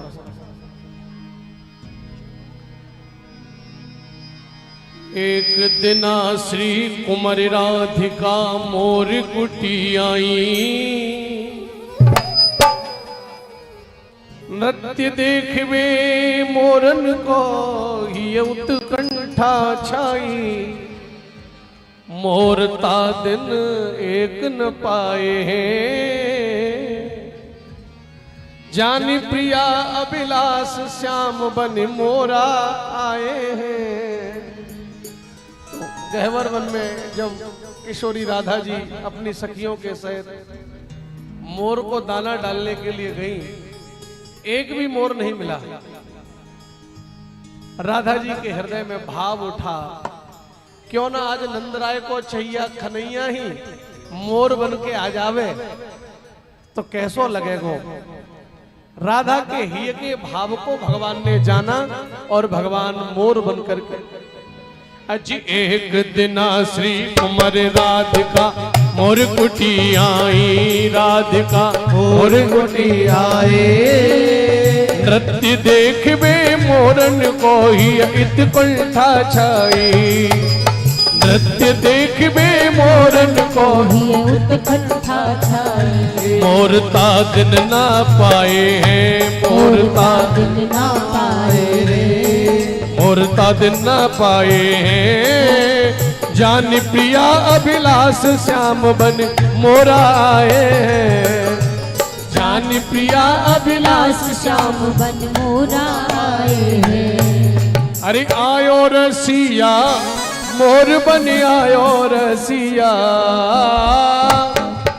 अरे आयो रसिया मोर बन लेगी मोर गुडी में मोर बन आयो रसिया बरसाने की मोर कुटी में मोर बन आयो रसिया। अजी आयो रसिया मोर बन आयो रसिया। ओ आयो रसिया मोर बन आयो रसिया। हो बरसा हो बरसा हो बरसा लेगी मोर गुडी में मोर बन आयो रसिया। बरसा लेगी मोर गुडी में मोर बन आयो रसिया।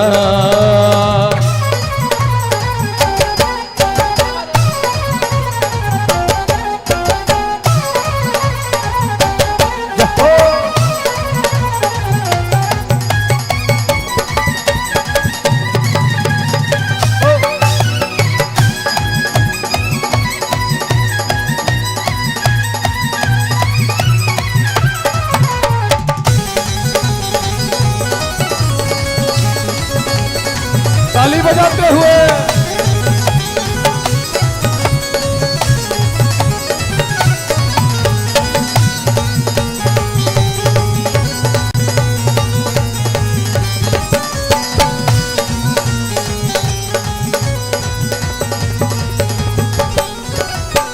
एक दिन बोली राधा प्यारी, एक दिन बिना श्याम सुंदर दर्शन के प्यासी अखियां, बिना श्याम सुंदर दर्शन के प्यासी अखियां। हो बरसा, हो बरसा, बरसा लेगी मोर गुड़ी में मोर बन आयो रसिया।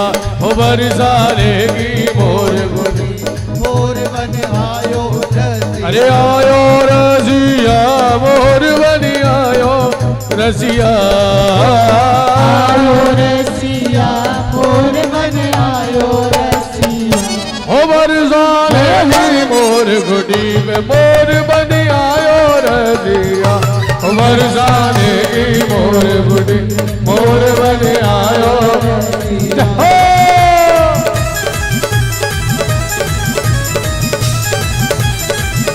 मयूर भगवान की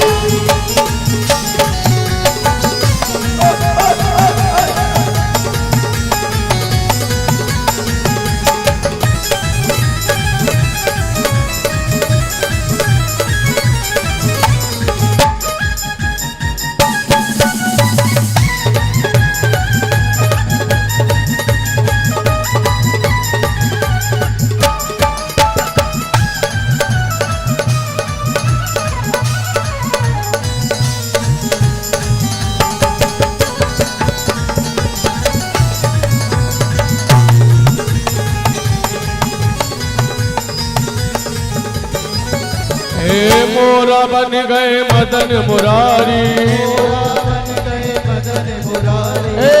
सोनत कियो मनुहारी। सोनत कियो मनुहारी। हरिया छवि ऊपर मोहित है गई ब्रज की सखिया। छवि ऊपर मोहित है गई ब्रज की सखिया।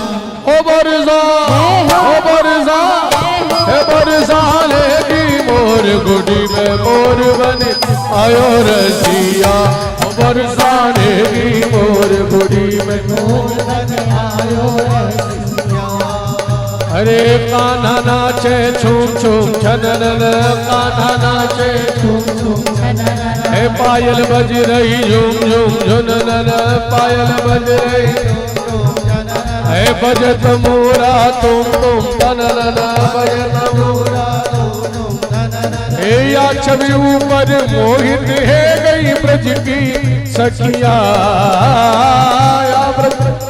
मोहित है गई ब्रज की सखिया। हो बरसा, हो बरसा लेगी मोर गुड़ी में मोर बन आयो रसिया। हो बरसा लेगी मोर गुड़ी मोर बन आयो रसिया। वो कैसा चक्कर चलाया रे श्याम तेरी उंगली ने, कैसा चक्कर चलाया रे। अरे उंगली ने तेरी उंगली ने, उंगली ने तेरी उंगली ने। कैसा चक्कर चलाया रे श्याम तेरी उंगली ने, कैसा चक्कर चलाया रे श्याम तेरी उंगली ने। ओ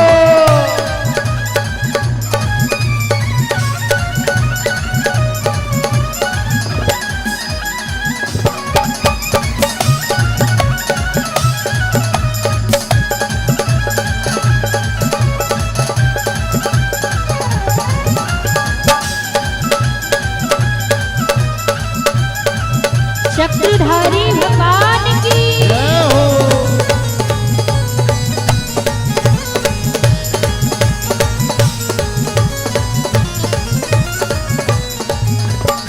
भरी सभा में द्रुपद दुलारी, भरी सभा में द्रुपद दुलारी। हे गोविंद में शरण तिहारी, हे गोविंद में शरण तिहारी।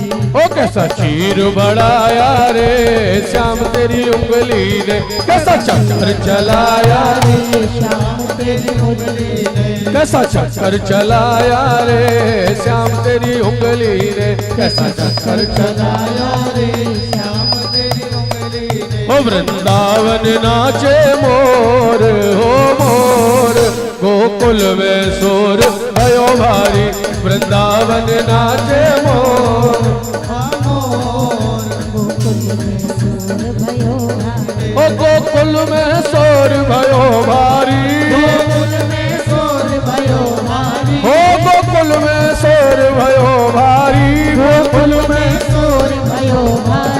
बरसाने में नाचे मोर हो मोर, गोकुल में जोर भयो भारी, वृंदावन नाचे मोर हो मोर, गोकुल में शोर भयो।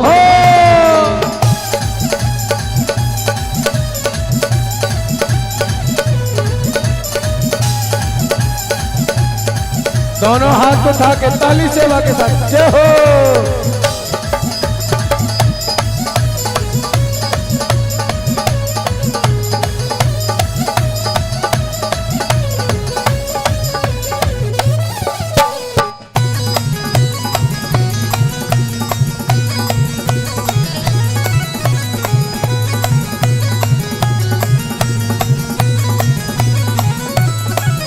वृंदावन नाचे मोर, गोकुल में सुर भयो भारी, वृंदावन नाचे मोर, गोकुल में शोर भयो। गोकुल में जोर भयो भारी, गोकुल में शोर भयो भारी। बोलो बरसाने वाली की जय, बोले मोर भगवान की जय। एक बार सभी प्रेम से कहिए जय माता दी, जय माता दी। इतने सारे लोग बैठे हैं लेकिन आवाज नहीं आ रही किसी की भी।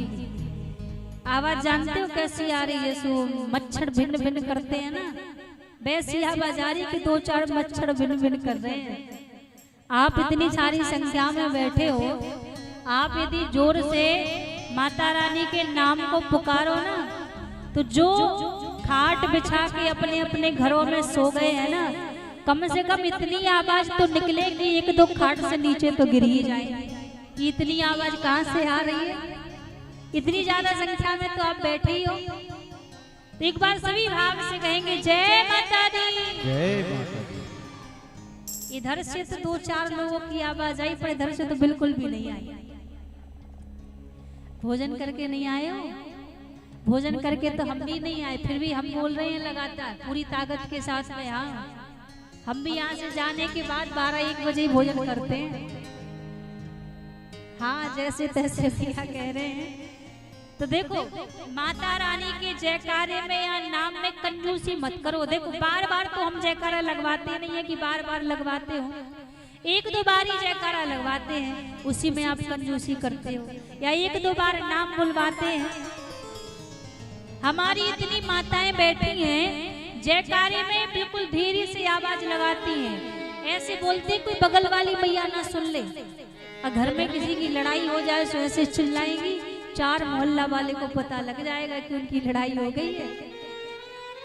तो ऐसे नहीं, देखो एक बार भाव से पूरी ताकत के साथ सब जयकारा लगाएंगे। और सुनो, जो जयकारा ना लगाए ना, सो बगल वाले की कसम है। अब देख लेना, हमें कोई लेना देना नहीं, कौन लगा रहा है कौन नहीं लगा रहा है।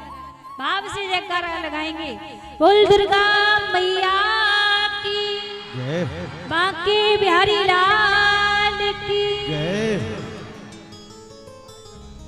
देखो भाई, जयकारा बड़े मतलब से ही लगता है ना। अभी आवाज नहीं निकल रही थी, अपना अपना जीवन सबको प्रिय है। अब पीछे तो एक मैया ने ऐसे मुख पे हाथ रख लिया था, उन्होंने तो लगाया ही नहीं जयकारा। अब हम इशारा करके नहीं बताएंगे, वरना बगल वाली मैया लड़ाई कर लेगी। अभी प्रेम से कहिए जय माता दी। तो यहाँ पर माँ भगवती की पावन लीलाएं चल रही हैं और अनेकों चरित्र यहाँ कार्तिकेय जी श्रवण करा रहे हैं अगस्त ऋषि को, और व्यास जी महाराज यहाँ राजा जन्मेजय को माँ भगवती के अनेकों चरित्र श्रवण करा रहे हैं। यहाँ पर सृष्टि के वर्णन की कथा राजा जन्मेजय को श्रवण करा रहे हैं श्री व्यास जी महाराज। एक बार का समय था जब भगवान नारायण की नाभि से कमल का पुष्प प्रकट हुआ, और उस कमल के पुष्प में से 4 मुख वाले ब्रह्मा जी प्रकट हुए। तो ब्रह्मा जी प्रकट होकर ही खोज करने लगे कि हमें किसने बनाया है, हमें किसने बनाया है। तो ये खोज करते करते भगवान नारायण के पास में पहुंचे। भगवान नारायण नारायण से पूछने लगे कि हमें किसने बनाया है।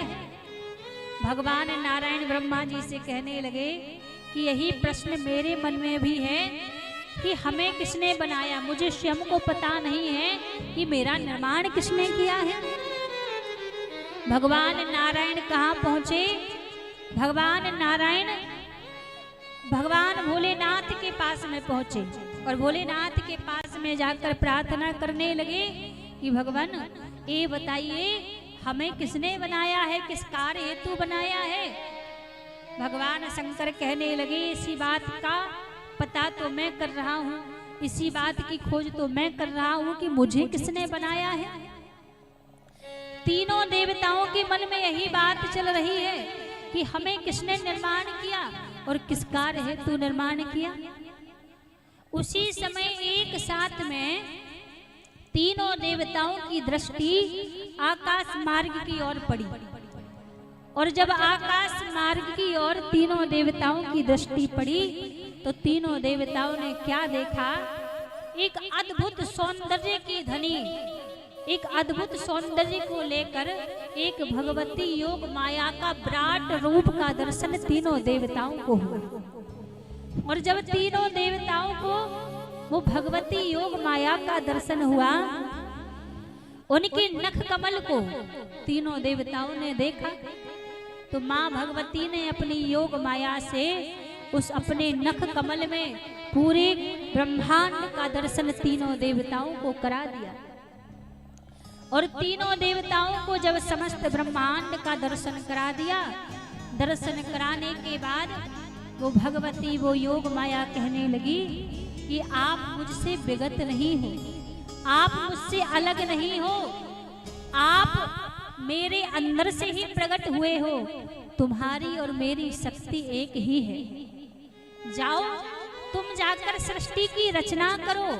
सृष्टि की रचना हेतु मैंने तुम तीनों देवों का निर्माण किया है।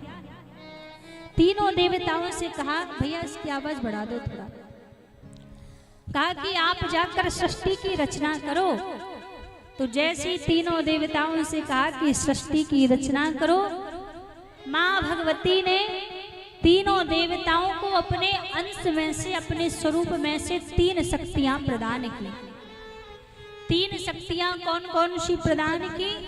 भगवान नारायण को लक्ष्मी स्वरूपा शक्ति प्रदान की, ब्रह्मा जी को माँ भगवती सरस्वती की शक्ति प्रदान की और भगवान भोलेनाथ को माँ महागौरी की शक्ति प्रदान की। तीनों देवों को 3 शक्तियां उस भगवती योग माया ने प्रदान की और कहा कि आप जाकर सृष्टि की रचना करो।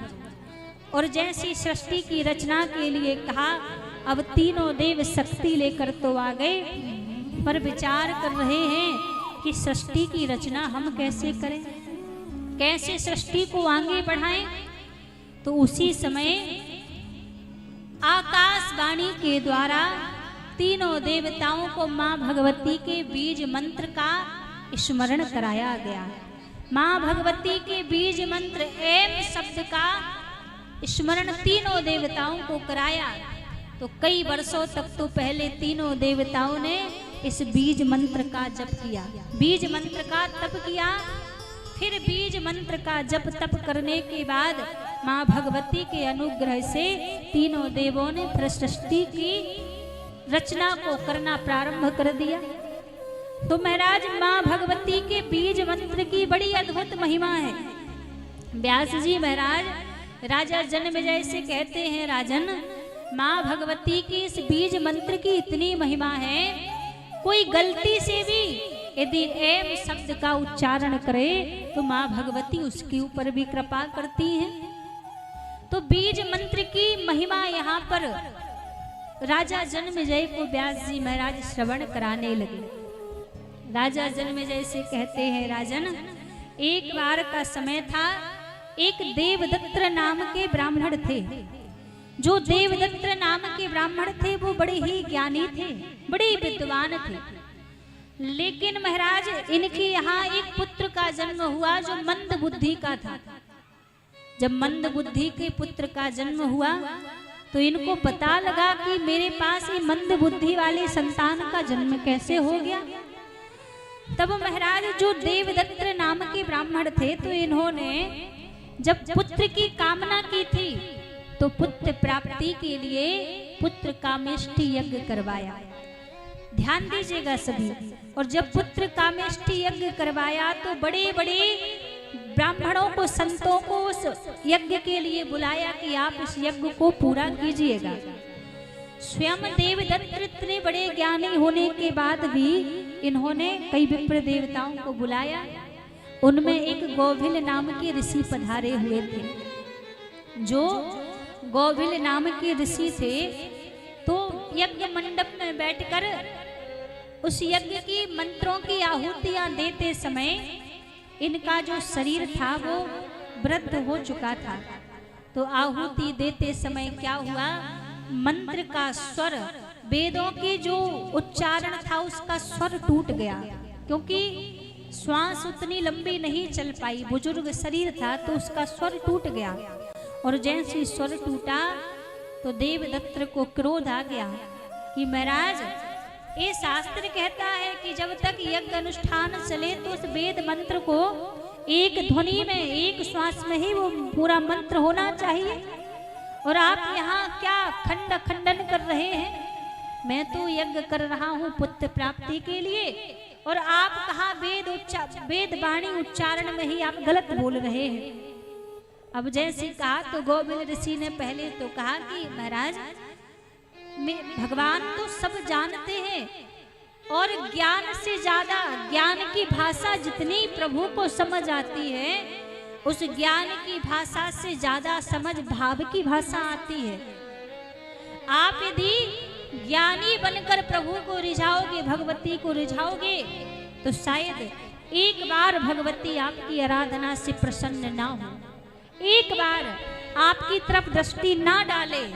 लेकिन यदि आप भावुक बनकर भाव से भगवती को रिझाओगे तो हो सकता है एक ज्ञानी से पहले उस भावुक वाले व्यक्ति के ऊपर भगवती दृष्टि डाल दे। तो गौभिल ऋषि बोले कि भगवान, ज्ञान से ज्यादा भाव की महिमा होती है, और ये तो भगवती जानती है कि मेरा शरीर बुजुर्ग है, पर जो मैं मंत्रोच्चारण कर रहा हूँ वो पूरे भाव और श्रद्धा से कर रहा हूँ। तो मुझे नहीं लगता कि इसमें आपका यज्ञ कुछ खंडित होगा या कुछ हवन इत्यादि इसमें खंडित होगा, क्योंकि मेरी भाव और श्रद्धा तो पूर्णतः इसमें लगी हुई है। पर देवदत्त बोले कि अर्थ का अनर्थ मत कीजिए, आप क्यों वेद मंत्र की ध्वनि को तोड़ रहे हैं। जब क्रोध में आकर कहा तो गौभिल ऋषि को क्रोध आ गया कि आपको ज्यादा ज्ञान का अभिमान है, जाओ मैं तुम्हें श्राप देता हूँ, तुम्हारे घर में एक पुत्र का जन्म होगा, लेकिन मंद बुद्धि बालक का जन्म होगा, वो बालक मूर्ख होगा। श्राप दे दिया। अब वो पुत्र कामेष्टि यज्ञ पूरा हुआ। यज्ञ पूरा होने के बाद देवदत्त के घर में एक बालक का जन्म हुआ, लेकिन उस बालक का जन्म तो हुआ, पर गौभिल ऋषि के श्राप के कारण मूर्ख बालक का जन्म हुआ। मंद बुद्धि के बालक का जन्म हुआ। तो जब उस बालक में बुद्धि कम थी, मूर्ख था, तो पहले तो उस बालक का नाम उत्तत्त पड़ा, क्योंकि बुद्धि नहीं थी तो उत्तत्त उसका नाम पड़ा। लेकिन बाद में उसी बालक का नाम महाराज सत्यव्रत पड़ा। जब उस बालक का जन्म हुआ तो मूर्ख बालक था, और देवदत्त तो ज्ञानी थे। देवदत्त को अपने ऊपर लज्जा आने लगी। क्यों लज्जा आने लगी? कि मैं तो इतना बड़ा ज्ञानी हूँ, दुनिया के लोग क्या कहेंगे, इतने बड़े ज्ञानी ब्राह्मण के घर में एक मूर्ख बालक का जन्म हुआ है। तो उस बालक से बड़े दुखी रहते थे, घर से निकाल दिया उस बालक को। और जब उस बालक का जन्म तो हुआ ही था, भले ही मूर्ख था, पर इन्होंने क्षमा मांगी थी गौभिल ऋषि से। तब गौभिल ऋषि ने इनसे कहा था कि श्राप तो बदलेगा नहीं, बालक तो मूर्ख ही जन्म लेगा, पर एक बार जब आपके पुत्र के मुख से माँ भगवती के बीज मंत्र का एम शब्द का उच्चारण होगा, उस समय आपका बालक परम ज्ञानी हो जाएगा। तो उन्होंने ये तोड़ बता दिया था श्राप का। तो आज लज्जित होने के कारण देवदत्त ने उस बालक को घर से तो निकाल दिया, वन में जाकर वो बालक निवास करता। वो सत्यव्रत नाम का बालक जंगल में रहा करता, क्योंकि बुद्धि तो है नहीं, पशु पक्षियों के बीच में रहता, कुछ ज्ञान नहीं है। अब एक दिन क्या हुआ, कुछ ज्यादा बोलना भी नहीं आता, क्योंकि बोलने का भी ज्ञान नहीं है। जंगल में जिस झोपड़ी में रहता था, उस झोपड़ी के बाहर बैठा हुआ था। तो बैठे बैठे क्या हुआ, एक दृश्य देखा। उसी समय एक व्याध दौड़ता हुआ आया एक सुअर को पकड़ने के लिए, और जैसे ही वो व्याध दौड़ता हुआ आया उस सुअर को पकड़ने के लिए तीर चला दिया उस व्याध ने। वो सुअर अपने प्राणों की रक्षा करने के लिए उस बालक की सत्यव्रत की कुटिया झोपड़ी के पीछे छिप गया। अब जैसे ही वो व्याध वहां पर आया और पूछने लगा, आपने मेरे शिकार को देखा है? मैं जिसका शिकार करने के लिए आया हूं, आपने उसको देखा है? तो पहले तो सत्यव्रत कहने लगे कि आप जो कर रहे हैं वो ठीक नहीं है। किसी के प्राणों का हरण करने के लिए भगवान ने आज्ञा नहीं दी कि मुझे क्या करना चाहिए क्या नहीं करना चाहिए। इस बात का ज्ञान तुमसे ज्यादा तो मेरे अंदर है, क्योंकि मैं जानता हूं तुम मंद बुद्धि हो। उल्टा ही बोलने लगा। जब उल्टा बोलने लगा तो गलती से फिर उसी समय सत्यव्रत के मुख से निकला ए शब्द निकला कि तुम्हें क्या कह रहे हो। और जैसी वो ये शब्द निकला तो माँ भगवती का बीज मंत्र गलती से उच्चारण हो गया। उसी समय सत्यव्रत को वेद वेदांतरों का ज्ञान हो गया। और जब वेद वेदांतरों का ज्ञान हुआ महाराज, तो ज्ञान होते ही आज सत्यव्रत ठीक हो गए। और जिस बात का डर लगता था देवदत्त को कि मेरी बदनामी होगी कि इतने बड़े ज्ञानी महापुरुष के घर में एक मूर्ख बालक का जन्म हुआ, लेकिन जब ज्ञान इनको हुआ तो धीरे धीरे उस ज्ञान के प्रभाव से इनकी महिमा बढ़ने लगी। देवदत्त को पता लगा कि मुझे लगता है मेरे पुत्र को जो श्राप मिला था वो सारा श्राप कट चुका है। तो अपने बालक को लेने के लिए आए, वापस अपने पुत्र को लेकर चले गए। तो यहाँ पर व्यास जी महाराज कहते हैं, राजन गलती से भी व्यक्ति यदि माँ भगवती के बीज मंत्र का उच्चारण कर ले तो माँ भगवती उसके ऊपर भी कृपा करती है। ऐसा वर्णन है जिस बालक की बाणी ना खुलती हो। छोटे छोटे बच्चे कई होते हैं ना, बोलने का प्रयास तो करना चाहते हैं पर बोल नहीं पाते। तो ऐसे जिस बालक की बाणी ना खुलती हो उससे माँ भगवती के बीज मंत्र का जप कराया जाए। जो माँ भगवती का बीज मंत्र है उसका जप कराया जाए, उसका उच्चारण कराया जाए, तो माँ भगवती की कृपा से बड़ी दिव्य वाणी उस बालक को प्राप्त होती है। और दूसरी बात, बच्चों के बहुत सवाल रहते हैं ना, छोटे छोटे बच्चे कई हम लोगों के पास आते हैं और कहते हैं हम बड़ा पढ़ाई करते हैं, पढ़ाई में मन नहीं लगता, कुछ पढ़ते हैं और पढ़ने के बाद तुरंत भूल जाते हैं। उनके लिए भी कहा है कि जिन बच्चों का पढ़ाई में मन ना लगता हो, पढ़ने के बाद भूल जाते हो, उनको भी माँ भगवती के इस बीज मंत्र की आराधना करनी चाहिए। जो माँ भगवती के इस बीज मंत्र की आराधना करते हैं तो माँ भगवती उनको ज्ञान प्रदान करती है, वो दिव्य बुद्धि उनको प्रदान करती है। तो बीज मंत्र की बड़ी अद्भुत महिमा है। किसी भी कामना को पूर्ण करने के लिए व्यक्ति बीज मंत्र का जप करे, उसका हवन करे, उसका उच्चारण करे, तो जो भी मन में कामना हो माँ भगवती उसको पूरा करती है। तो ऐसी बीज मंत्र की दिव्य महिमा राजा जन्मेजय को श्रवण कराई कि जो गलती से भी बीज मंत्र का उच्चारण करे माँ भगवती उनके ऊपर कृपा करती है। फिर राजा जन्मेजय ने प्रश्न किया, गुरुदेव किस प्रकार की पूजन से माँ भगवती को अति शीघ्र प्रसन्न किया जाए? आप उस पूजन की विधि बताइए, किस कन्या के स्वरूप में माँ भगवती का पूजन किया जाए? 9 दिन 9 रूपों में माँ भगवती का पूजन होता है। तो आप माँ भगवती के पूजन भोग इत्यादि की विधि हमें श्रवण कराइए।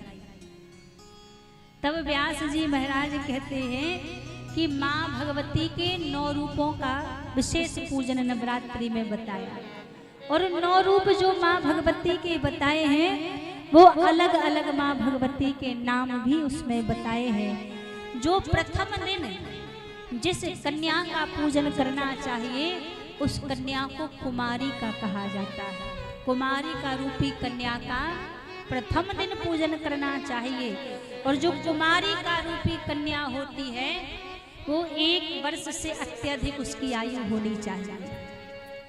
वैसे तो जो बाल रूपी है वो भी भगवती का ही स्वरूप है, लेकिन जो इसमें थोड़ा नियम बताया है, जो विधि से करें तो 1 वर्ष से बड़ी जो कन्या होती है उसे कुमारिका कहते हैं। और जो माँ भगवती कुमारिका का पूजन करता है प्रथम नवरात्रि में, तो कुमारिका माँ भगवती व्यक्ति के जीवन से दरिद्रता को नाश करने वाली है। यदि आपके जीवन में दरिद्रता है, शत्रु का भय आपके जीवन में होता है, धन की वृद्धि आपके जीवन में नहीं होती, तो आप माँ भगवती कुमारिका के स्वरूप में प्रथम नवरात्रि में पूजन अर्चन कीजिए। माँ भगवती कुमारिका की कृपा से धन की वृद्धि होती है और घर से दरिद्रता का भी विनाश होता है। तो पहली कन्या जो बताई कुमारिका के रूप में माँ भगवती का पूजन होता है। और जो दूसरे नवरात्रि में जिस कन्या का पूजन किया जाता है उस देवी को त्रिमूर्ति कहा जाता है। त्रिमूर्ति कहा जाता है जिस कन्या का दूसरे नवरात्रि में पूजन होता है, और जो त्रिमूर्ति देवी का पूजन करता है उसको धर्म अर्थ पौत्र पुत्र की प्राप्ति होती है। जिसके घर में संतान न हो, संतान से बड़े परेशान हो, वो त्रिमूर्ति रूपक माँ भगवती का पूजन करे। ये जो 9 नाम हम माँ भगवती के सुनते हैं, शैलपुत्री, ब्रह्मचारिणी, चंद्रघटा, स्कंद माता, ये तो माँ भगवती के नाम है। लेकिन जो कन्या का हम 9 दिनों में पूजन करते हैं उनके नाम व्यास जी बता रहे हैं। दूसरे दिन पूजने वाली कन्या को त्रिमूर्ति कहते हैं, और जो त्रिमूर्ति का पूजन करता है उसके घर में पुत्र पौत्र इत्यादि की कमी नहीं रहती। माँ भगवती पुत्र पौत्र इत्यादि सब कुछ उसको प्रदान करती है। और तीसरे नवरात्रि में जिस देवी का पूजन किया जाता है उस देवी को कल्याणी कहा जाता है। माँ भगवती कल्याणी का तीसरे नवरात्रि में पूजन होता है। और माँ कल्याणी विद्या की देवी है, विद्या प्रदान करने वाली है। तो विद्या जिसको प्रदान करनी हो, विद्या जिसको चाहिए हो, तो वो तीसरे नवरात्रि में माँ भगवती कल्याणी का पूजन करे। कल्याणी देवी के स्वरूप में तीसरी कन्या का पूजन होता है। और जो चौथी कन्या का पूजन होता है उसे रोहिणी कहा जाता है। और जो माँ भगवती रोहिणी है वो रोगों को नाश करने वाली देवी है। जीवन में जिसके रोग हो, एक बीमारी ठीक नहीं होती, दूसरी बीमारी आ जाती हो, तो वो चौथे नवरात्रि में माँ भगवती रोहिणी का पूजन करे। जो 4 वर्ष की कन्या हो, 4 वर्ष की कन्या का पूजन चौथे नवरात्रि में रोहिणी के रूप में होता है। जो हमने प्रथम दिन में रोहिणी नक्षत्र की कथा को श्रवण किया था, तो पहले ऐसा माना जाता था कि रोहिणी नक्षत्र में जिसका जन्म होता था तो वो रोगहीन पैदा होता था। यदि रोहिणी नक्षत्र में किसी का जन्म हो गया तो उसको जन्मजात से ही कोई ना कोई रोग लगा रहता था। लेकिन जब उस रोहिणी नक्षत्र को माँ भगवती का वरदान मिल गया, माँ भगवती ने जब वरदान दिया तो वरदान देने के बाद वो रोहिणी देवी ही रोगों की नाशक बन गई। तो चौथे नवरात्रि में 4 वर्ष की कन्या रोहिणी के रूप में जो पूजन करता है उसके जीवन से सारे रोग दोग नष्ट हो जाते हैं। तो चौथे नवरात्रि में पूजे जाने वाली देवी रोहिणी है। पांचवें नवरात्रि में पूजे जाने वाली देवी कालिका है, जो शत्रुओं का विनाश करती है। जिसके जीवन में शत्रु का भय हो तो माँ भगवती कालिका का पूजन करे। और छठे नवरात्रि में जो पूजे जाने वाली देवी है, 6 वर्ष की देवी, वो चंडिका है। और जो माँ भगवती चंडिका है वो धन और ऐश्वर्य को बढ़ाती है। और महाराज 7वें नवरात्रि में पूजे जाने वाली देवी को शांभवी कहा जाता है, जो 7 वर्ष की देवी होती है। और जो माँ भगवती शांभवी का पूजन करता है वो माँ भगवती शांभवी दुखों को दूर करने वाली है। और किसी का युद्ध चल रहा हो, अब युद्ध तो पहले हुआ करते थे, लेकिन आज के समय में युद्ध तो आज भी होते हैं, पर स्वरूप उनका बदल चुका है।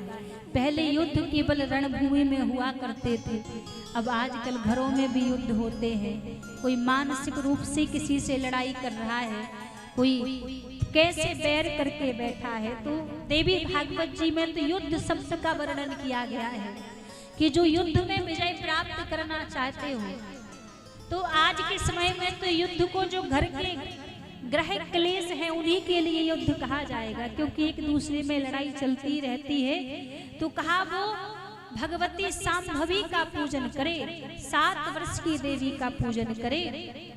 और जो 8वें दिन पूजी जाती है उसको भगवती दुर्गा कहा जाता है, जो शत्रुओं से हमें शत्रुओं को विनाश करती है। और जो 9वें दिन पूजे जाने वाली देवी है उसको सुभद्रा कहा जाता है। और जो माँ भगवती सुभद्रा है वो समस्त इच्छाओं को पूरा करने वाली देवी है। तो 9 दिन जो 9 कन्याओं का पूजन होता है, उनके एक एक करके नाम व्यास जी महाराज ने राजा जन्मेजय को श्रवण कराया। और वैसे तो 9 दिन में 9 देवियों का पूजन होता ही है, पर अलग अलग इसलिए बताया कि जिसको किसी के मन में कोई तकलीफ है, किसी को कोई तकलीफ है, तो वो उस प्रकार से उस देवी की आराधना कर सकता है। तो 9 दिन में पूजे जाने वाली कन्याओं के 9 नाम यहाँ पर राजा जन्मेजय ने श्रवण किए। और जब श्रवण कराए तो बड़े आनंदित हो गए। अब यहाँ पर एक बात और व्यास जी महाराज ने राजा जन्मेजय को श्रवण कराई, जो श्रीमद् देवी भागवत में दी है कि किस कन्या का पूजन नवरात्रि में नहीं करना चाहिए। कहा अपंग, जो कन्या अपंग है उसका नवरात्रि में पूजन नहीं करना चाहिए। ये देखिए भेद करने के लिए नहीं है, पर ये देवी भागवत में वर्णन है तो थोड़ा थोड़ा इसको स्पर्श करके सुनाएंगे। कि ऐसा नहीं कि आप किसी कन्या में किसी बेटी में भेदभाव करने लगे, तो भेदभाव करने के लिए नहीं सुनाया, पर उन्होंने व्यास जी ने ये विधान बताया है। कहा जो अपंग हो, अपंग कन्या का पूजन नहीं करना चाहिए नवरात्रि में। दूसरा कहा कोढ़ से जो ग्रसित हो, जिस कन्या के शरीर में कोढ़ हो रहा हो उसका नवरात्रि में पूजन नहीं करना चाहिए। जो कोढ़ युक्त हो, और कहा जो नेत्रहीन हो, जिसको नेत्र नहीं प्रदान किए हो, नेत्रों से दिखाई ना देता हो, नेत्रहीन कन्या का भी पूजन नहीं करना चाहिए। क्योंकि हम जो पूजन करते हैं हमारी सिद्धि को पूरा करने के लिए, तो ये जो विधान बताया है 2 वर्ष से 10 वर्ष की कन्या तक का विधान, 1 वर्ष की कन्या का भी पूजन का विधान नहीं है। क्योंकि कई जगह होता है ना, जब बालकों का बच्चों का जन्म होता है तो 1 वर्ष तक तो किसी कन्या का जो मुंडन होता है, मुंडन कहते हैं, आप क्या क्या कहते हैं, जो बाल मुड़वाते मुंडन ही कहते हैं, तो कहीं कहीं तो 1 वर्ष तक कन्या का मुंडन भी नहीं होता। तो इसीलिए 1 वर्ष तक की कन्या का पूजन का विधान नहीं है। 1 वर्ष से 10 वर्ष तक की 9 कन्याओं के पूजन का विधान यहाँ पर श्रवण कराया। जो इन 9 देवियों का 9 स्वरूपों में पूजन करता है, तो जो भी संकट उसके जीवन में होता है, माँ भगवती महापातक है। महा से महा संकट क्यों ना हो, बड़े से बड़ा संकट क्यों ना हो, नवरात्रों में जो इन 9 रूपों की आराधना करते हैं, तो माँ भगवती उनको इन 9 रूपों में पूजने पर ही मन वांछित इच्छा को पूरा करती है। तो ये 9 कन्याएं पूजने का विधान व्यास जी ने श्रवण कराया। फिर आगे और कई अनेकों चरित्र राजा जन्मेजय को श्रवण कराए। महाराज यहाँ पर एक बात हम आपसे कहें, अब आप कहेंगे कथा से अलग जा रहे हैं, पर ये बात कहना भी जरूरी है। अभी नवरात्रि चल रही है, तो नवरात्रि में तो खूब घर घर में सब देवी का पूजन करते हैं, ढूंढ ढूंढ कर लाते हैं कन्याओं को। अभी नवमी वाले दिन, दशहरे वाले दिन आप देखेंगे भोजन करने के लिए घरों में कन्याएं कम पड़ जाती हैं, ऐसे ढूंढ ढूंढ के लाते हैं। लेकिन कहीं कहीं ये दृश्य देखते हैं तो मन बड़ा दुखी होता है देखकर। नवरात्रि में तो आप कन्याओं को ढूंढने के लिए निकल जाते हो, देवी पूजन करना है, दुर्गा पूजन करना है, और यदि वही कन्या घर में जन्म ले ले तो वही यदि कन्या का घर में जन्म हो जाए तो एक यहाँ मुंह बनाकर बैठा है, दूसरा वहां मुंह बनाकर बैठा है, सबके मुंह बने रहते हैं। तो आप एक बार विचार करो, घर में देवी का जन्म होने पर, कन्या का जन्म होने पर यदि आप दुखी हो जाते हैं, आपका मोह बन जाता है, तो आप अपने हृदय से पूछकर बताइए कि आपको लगता है कि नवरात्रि की आराधना करने पर वो भगवती आपसे प्रसन्न हो जाएगी? आपको लगता है?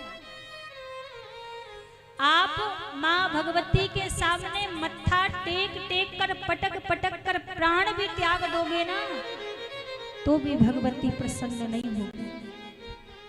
यदि आपको आपके घर में जो जन्मी हुई कन्या है, जो जन्मी हुई बेटी है, उसमें आपको भगवती के दर्शन नहीं होते, तो आप लाख मंदिर में चले जाओ, वैष्णो देवी चले जाओ, तारा देवी चले जाओ, कहीं भी आप चले जाओ, मंदिर में भी आपको भगवती के दर्शन नहीं हो सकते।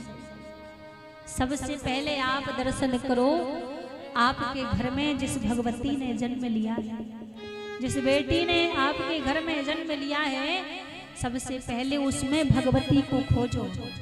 यदि उसके अंदर आपको भगवती दिखाई दे गई ना, तो हमें नहीं लगता कि आपको मंदिर में भगवती के दर्शन करने के लिए जाना पड़ेगा, आपके घर में ही भगवती विराजी है। आज लोगों ने ऐसी मानसिक स्थिति को बना लिया है, सबको चाहिए तो महाराज बेटा चाहिए, बेटी किसी को नहीं चाहिए, कोई और नहीं, माता पिता ही। यदि पता लग जाए कि गर्भ में बेटी है तो उसको मारने का प्रयास करने लग जाते हैं, बेटी को जन्म नहीं देना। हम आपसे पूछते हैं, बेटा और बेटी में भेद क्या है? क्या काम आपके लिए बेटा कर सकता है जो काम आपके लिए बेटी नहीं कर सकती? यदि आज के समय को देखकर चलोगे ना, तो जो काम आपके लिए एक बेटा नहीं कर सकता, वो काम एक बेटी करके दिखाती है। बेटा बेटी में कोई भेद नहीं है। आपको लगता है कि बेटा आपके वंश को बढ़ाता है, तो यदि बेटा आपका वंश है तो बेटी भी आपका ही अंश है। बेटा यदि आपका संस्कारों का पालन करता है तो बेटी आपके घर की संस्कृति है। बेटी में कोई अंतर नहीं है। और जो बेटी का जो प्रेम होता है ना माता पिता के लिए, उतना एक बेटा कभी नहीं कर सकता, कभी भी नहीं कर सकता। आप कहेंगे कि हम बेटी हैं इसलिए कह रहे ना, ये आप स्वयं, एक कहने की बात नहीं, आप स्वयं अपने घरों में देख सकते हैं। एक माता पिता का ध्यान जितना एक बेटी रखती है, उतना एक बेटा नहीं रख सकता कभी। एक पिता यदि कहीं बाहर गया हो, रात में 12 बजे 1 बजे यदि लौट कर आएगा ना, तो बेटा यदि जाग भी रहा होगा और पिताजी दरवाजा खटखटाएंगे कि दरवाजा खोल दो, तो बेटा सुनकर अनसुना कर देगा कि और लोग तो हैं घर में, वो जाकर खोल देंगे। और बेटी की यदि आंख भी लग गई होगी, थोड़ी सी भनक पड़ेगी, तुरंत जाग जाएगी कि पिताजी घर में आए हैं। और तुरंत 12 बजे आकर भी वो द्वार खोलेगी और तुरंत क्या पूछेगी, पिताजी आपके लिए भोजन बना दें? आप दिन भर से भूखे होंगे, भोजन लगा दें आपके लिए। वो बेटा आपसे नहीं पूछेगा। और 100-200 में से किसी एक के घर में ऐसा बेटा जन्म ले ले जो आपका उद्धार कर दे तो बहुत बड़ी बात है। वरना आजकल देखो तो सुपुत्र तो किसी के घर में जन्म नहीं ले रहे, कुपुत्र ही सबके घर में जन्म ले रहे हैं। बेटे को ये मान सम्मान की कोई चिंता नहीं रहती कि मैं कोई कार्य करूंगा तो मेरे पिता का मान सम्मान जाएगा, पर बेटी को हर चीज की चिंता रहती है।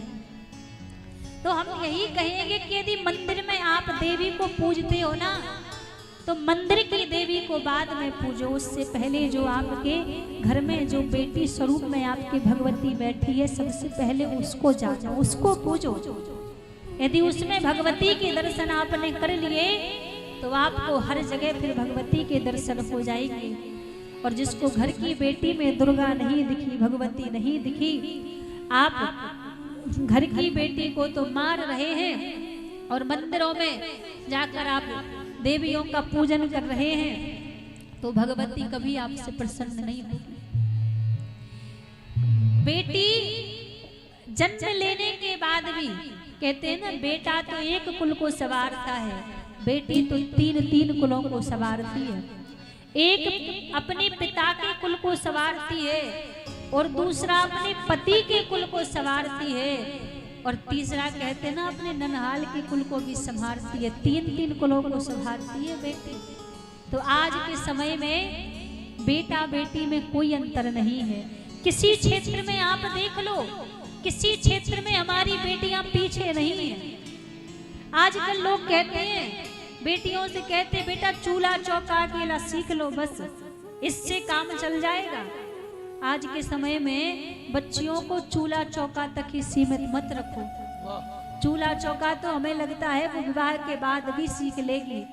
इतना कर दो आप उनको अपने पैरों पर खड़ा कर दो, वो एक दिन ना पूरे संसार में आपका नाम रोशन करके दिखाते। इसीलिए इनमें कोई भेद नहीं है। लोग बेटा बेटे का सम्मान यहाँ है, बेटी का कोई मान नहीं। अरे दुनिया वालों ये तो बता दो, बेटी क्या संतान नहीं। दुनिया वालों यही बता दो, बेटी क्या संतान नहीं। दुनिया वालों ये बता दो, बेटी क्या संतान नहीं। बेटे का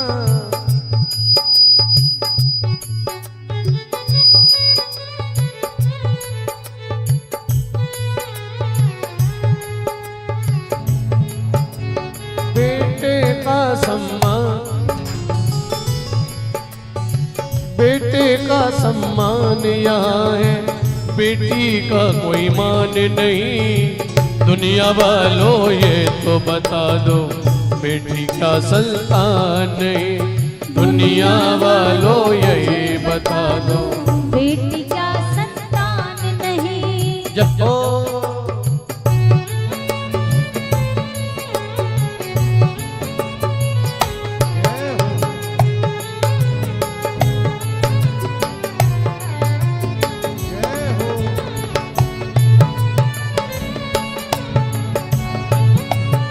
जय हो।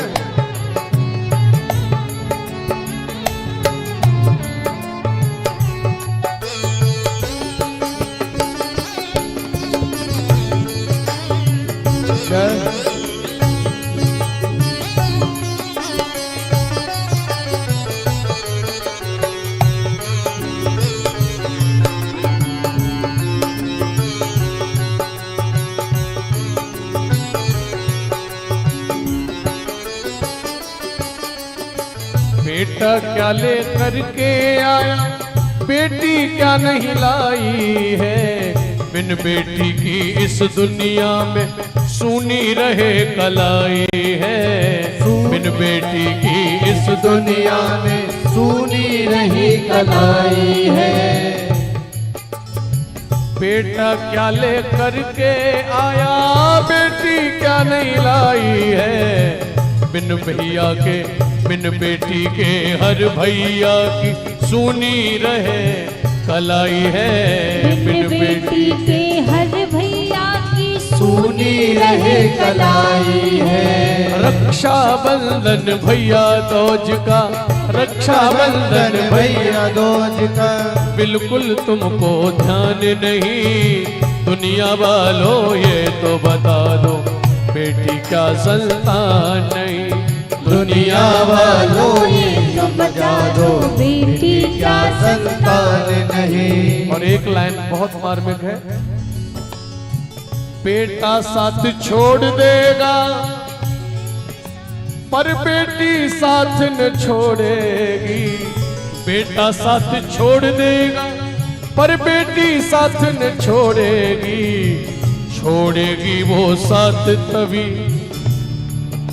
जब जग से नाता तोड़ेगी। जब जग से नाता तोड़ेगी, जब जग से नाता तोड़ेगी। जैसा कि देवी जी बता रही है, बेटा साथ छोड़ देगा पर बेटी साथ न छोड़ेगी। छोड़ेगी वो साथ तभी इस जग से नाता तोड़ेगी। छोड़ेगी वो साथ तभी जब जग से नाता तोड़ेगी। इन दोनों में फर्क करे, इन दोनों में फर्क करे, समझो वो इंसान नहीं। दुनिया वालों ये तो बता दो बेटी क्या संतान नहीं। दुनिया वालों ये समझा दो बेटी क्या संतान नहीं। दुनिया वालों ये तो बता दो बेटी क्या संतान नहीं।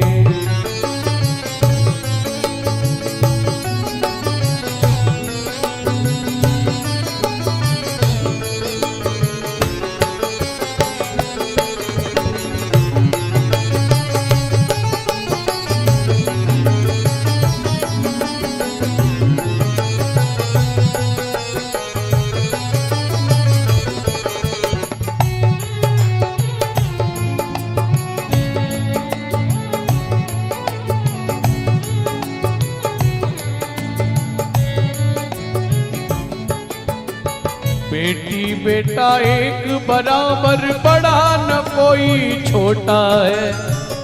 अभी अभी हमारी देवी जी ने आपको बताया, आज हर क्षेत्र में बेटी, हर मायने में बेटी बेटों से आगे है, कम नहीं है। बेटी बेटा एक बराबर, बड़ा न कोई छोटा है। इन दोनों में फर्क करे, समझो नियत का खोटा है। इन दोनों में फर्क करे, नियत का खोटा है। बेटी बेटा एक बराबर, बड़ा न कोई छोटा है। इन दोनों में भेद करे, समझो नियत का खोटा है। इन दोनों में भेद करे, समझो नियत का खोटा है। इन दोनों में भेद करे, इन दोनों में भेद भेद करे, समझो वो इंसान नहीं।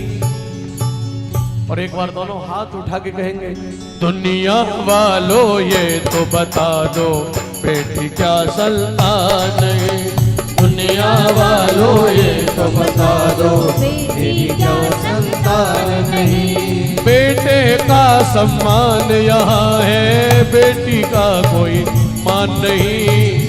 बेटे का सम्मान जग में बेटी का कोई मान नहीं। अरे दुनिया वालों ये तो बता दो बेटी क्या संतान नहीं। दुनिया वालों ये तो बता दो बेटी क्या संतान नहीं। अरे बेटी क्या संतान नहीं। बेटी क्या संतान नहीं। हाँ बेटी क्या संतान नहीं।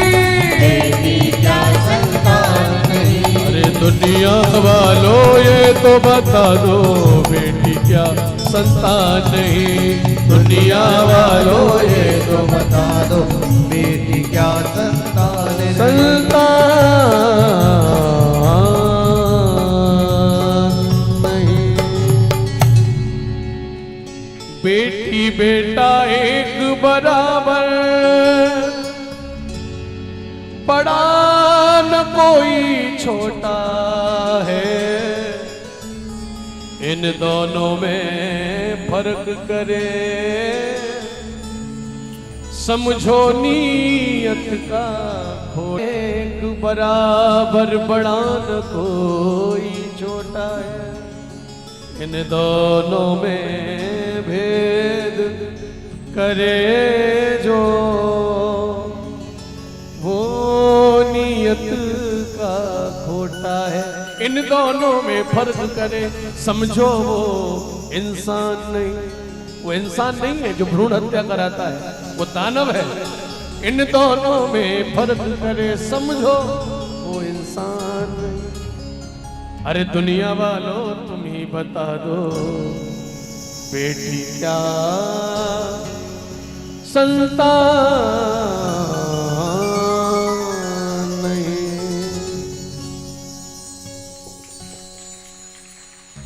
बड़ी प्यारी बात कही महाराज। बेटा और बेटी में कोई भेद नहीं है, कोई फर्क नहीं है। बेटा साथ को छोड़ भी देगा, बेटी साथ ना छोड़ेगी। छोड़ेगी जब वो नाता इस दुनिया से तोड़ेगी। जब इस संसार को छोड़कर जाती है ना बेटी, तभी मानो कि माता पिता से उसका साथ छूटता है। फिर भी लोग बेटा बेटी में भेद करते हैं। आज का समय बेटा बेटी में भेद करने वाला नहीं है। जितना आपके लिए एक बेटा करता है, उससे कई ज्यादा आपके लिए आज के समय में एक बेटी कर सकती है। लोगों के घर में यदि एक से दो बेटियां हो जाए ना तो मुंह बना लेते हैं। एक बात कहें, बेटियों को पालने की औकात सबकी नहीं होती। राजाओं के घर में बेटियों का जन्म होता है, फकीरों के घर में बेटियों का जन्म नहीं होता। वो बाप राजा होता है जिसके घर में बेटी जन्म लेती है, वरना सबकी औकात नहीं है कि बेटियों को पाले। क्योंकि बेटी वो भगवती का रूप है। वो भगवती स्वयं जब कन्या बनकर उस बाप के घर में आती है तो वो संसार में राजा का दर्जा उसको मिल जाता है। कि वो भगवती स्वरूपा बेटी को पालन करने का उसको सौभाग्य मिला है। इसलिए बेटियां किसी से कम नहीं है। जब बेटा हो तो उत्सव मनाओ, प्रसन्न हो। लेकिन जब बेटी हो ना तो पूरे नगर में महा उत्सव मनाया करो कि बेटी का जन्म हुआ है। इस बात से मत घबराया करो कि बेटी का जन्म हुआ है तो विवाह में खर्चा आएगा, पैसा लगाना पड़ेगा। मत घबराया करो, क्योंकि बेटी जब जन्म लेती है तो अपना भाग्य लेकर जन्म लेती है। आपसे 1 रुपया लेकर नहीं जाती, आपका 1 रुपया लगा कर नहीं जाती, बल्कि जब बेटी घर में आती है ना तो 3 चीजों को अपने साथ में लेकर आती है। जिस समय बेटी का घर में जन्म होता है तो 3 चीजें उस पिता को मिलती हैं। पहली वस्तु वो बेटी जब जन्म लेती है ना तो उस घर में लक्ष्मी को लेकर आती है। क्योंकि कई पिताओं को, कई लोगों को कहते सुना है कि पहले तो हाँ जीवन चल रहा था, लेकिन जब से बेटी का जन्म हुआ है तो मौज हो गई। क्योंकि बेटी स्वयं लक्ष्मी का स्वरूप है, तो पहला वो लक्ष्मी को लेकर आती है अपने साथ में। और दूसरा, जिस घर में बेटी का जन्म हो जाए तो वो बेटी अपनी पिता की आयु को बढ़ा देती है, दीर्घ आयु कर देती है। शास्त्र ऐसा कहते हैं कि जो पिता अपनी बेटी के साथ एक थाली में भोजन करता है उस पिता की आयु दीर्घ हो जाती है, आयु बढ़ जाती है। तो दूसरी चीज पिता को दीर्घ आयु प्रदान कर देती है जन्म के बाद ही। और तीसरी चीज, जिस घर में बेटी का जन्म हो जाए उस घर से वो बेटी दरिद्रता का नाश कर देती है। इन 3 चीजों को लेकर बेटी जन्म के उपरांत से ही पैदा होती है। तो ये मत सोचो कि आपको कुछ लगाना पड़ता है तब बेटी का विवाह होता है ना, वो उसका भाग्य है, वो अपना भाग्य से लेकर आई है और उसमें से कुछ भाग आपको भी देकर जाती है। इसलिए बेटी के जन्म लेने पर उदास मत हुआ करो, ये समझा करो माँ भगवती की कृपा है, जो माँ भगवती स्वयं हमारे घर में जन्म लेकर आई। सबके लिए बेटियों का पालन पोषण करने के लिए नहीं मिलता।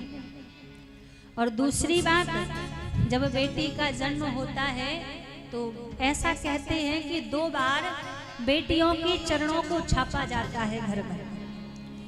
जन्म से लेकर जब तक उनका विवाह होता है तो 2 बार बेटियों के चरण चिन्ह लिए जाते हैं, जिससे पिता के घर में कभी दरिद्रता ना आए। पहला, जिस समय बेटी जन्म ले तो जन्म के उपरांत जब वो प्रथम बार घर में आए तो प्रथम बार उस बेटी के चरण के छापे लिए जाते हैं, चरणों को उछाला जाता है, किसी वस्त्र पर या किसी कागज पर चरणों को उछाला जाता है। इससे होता क्या है, घर में लक्ष्मी आती है।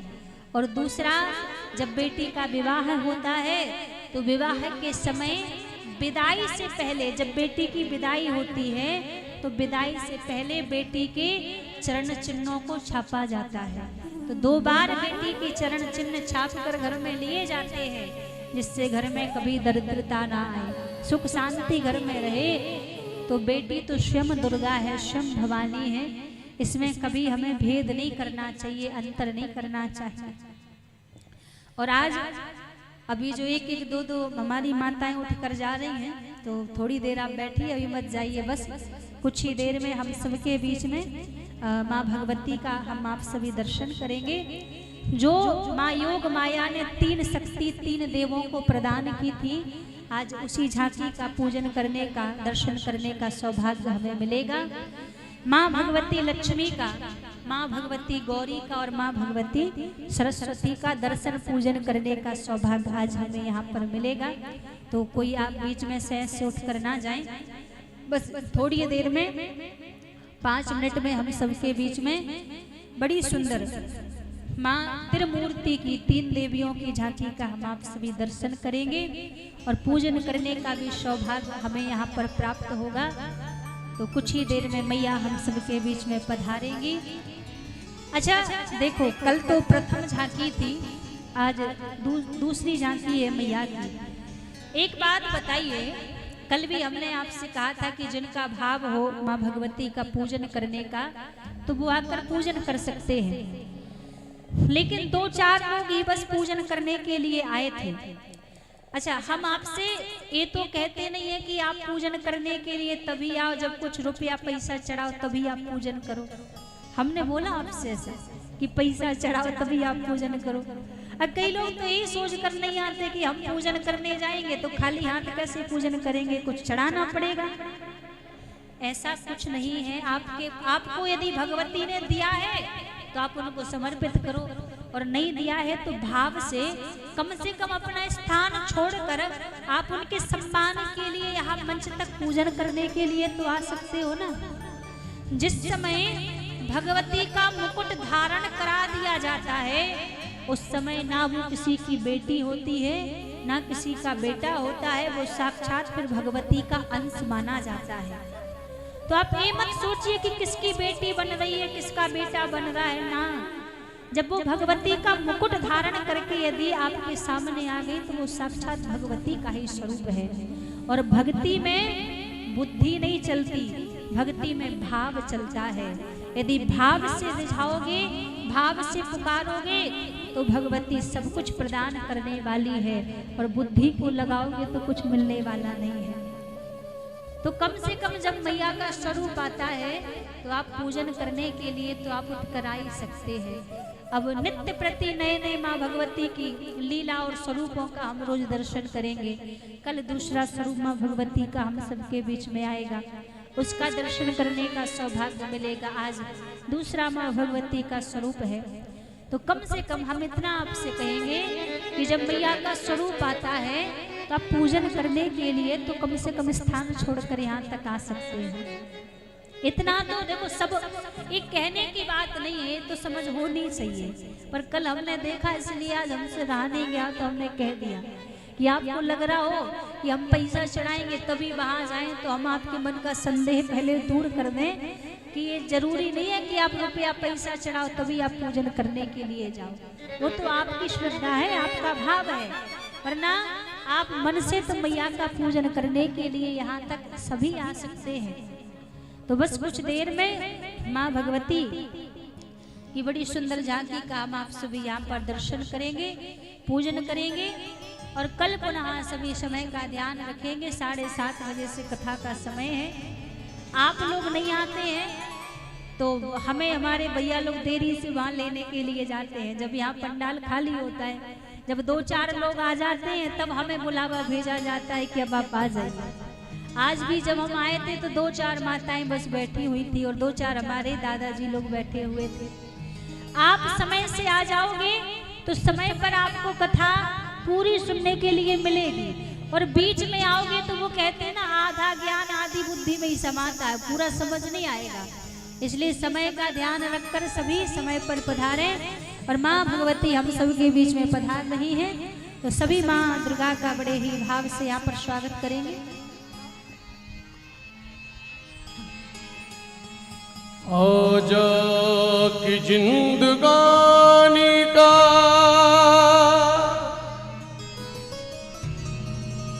पहलू बदल न जाए, कहीं तेरे आते आते मेरा दम निकल न जाए।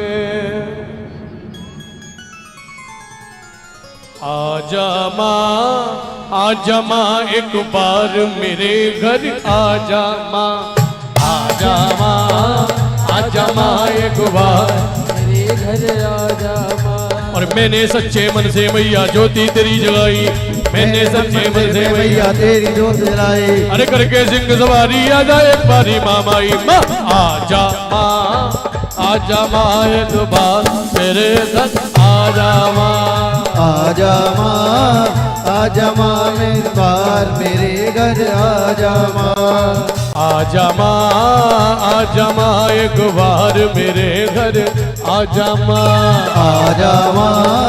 आजा माँ एक बार मेरे घर आजा माँ। अरे मैंने सच्चे मन से मैया तेरी ज्योत जगाई, मैंने सच्चे मन से मैया तेरी ज्योत जलाई।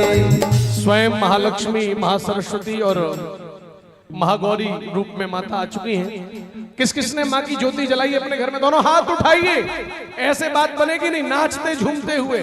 मैंने सच्चे मन से मैया ज्योति तेरी जगाई, मैंने सच्चे मन से मैया तेरी ज्योत जलाई। अरे करके सिंह सवारी आजा एक बारी मामाई माँ, आजा माँ एक बार मेरे घर आजा माँ, आजा माँ एक बार मेरे घर आजा माँ। जो भी पूजन करना चाहे पूजन कर सकते हैं भाव से।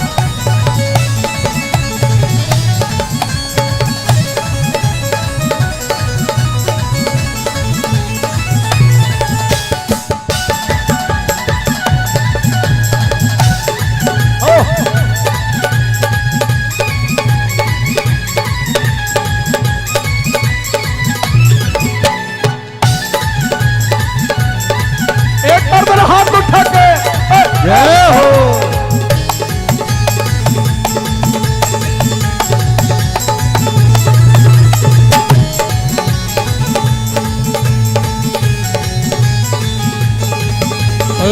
मेरे सोने आंगन में माँ खुशियाँ तू बरसा दे, करुणा मैया जगदम्बे माँ सोया भाग जगा दे। ओ मेरे सोने आंगन में माँ खुशियाँ तू बरसा दे, करुणा माई जगदम्बे माँ सोया भाग जगा दे।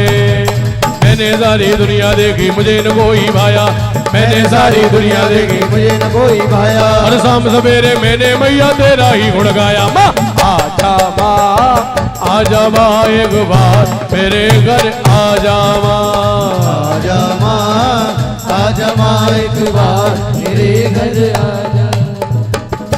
मैया को आने की किसी को खुशी है क्या? तो ऐसे खुशी मनाते हैं क्या? सबसे पहले आपको सौभाग्य मिला है, पत्रम पुष्पम फलम तोयम यो में भक्ता प्रेक्षति। खुशी से चाहे तुलसी का दल चढ़ाओ चाहे पुष्प चढ़ाओ, लेकिन आकर के महामाई का पूजन करें एक एक करके। पहले कमेटी के सभी सदस्य आए, उसके बाद बारी बारी सभी माताएं भगवती का पूजन करें, इसके बाद आरती होगी और सभी अपनी जगह पे खड़े हो जाए। एक बार दोनों सब खड़े हो जाए, एकदम एकदम खड़े हो जाओ सभी, और सभी को मस्ती में झूमते हुए कहना है अजय आजा माँ, आजा माँ एक बार मेरे घर आजा माँ, आजा माँ, आजा माँ एक बार मेरे घर आजा माँ। और मैंने सच्चे मन से मैया तेरी जोत जगाई, मैंने सच्चे मन से मैया तेरी जोत जलाई, करके सिंह सवारी आ जाए पारी मामाई। माँ आजा माँ, आजा माँ एक बार मेरे घर आजा माँ, आजा माँ। यहाँ से बच्चों को कैमरे के यहाँ से पीछे कर दें, और आप लोग एक एक करके जो भी पूजन करना चाहते हो तो सभी लोग आकर मैया का पूजन कर सकते हैं। कैमरे से थोड़ा थोड़ा सभी लोग पीछे हो जाएं, कैमरे से सभी पीछे हो जाएं, और जिनका भाव हो माँ भगवती का पूजन करने का तो एक एक करके, ज्यादा समय नहीं है, जिनको भी आना है वो आकर मैया का पूजन कर सकते हैं। एक बार उठाएंगे दोनों हाथ, 1 1 2 3 4।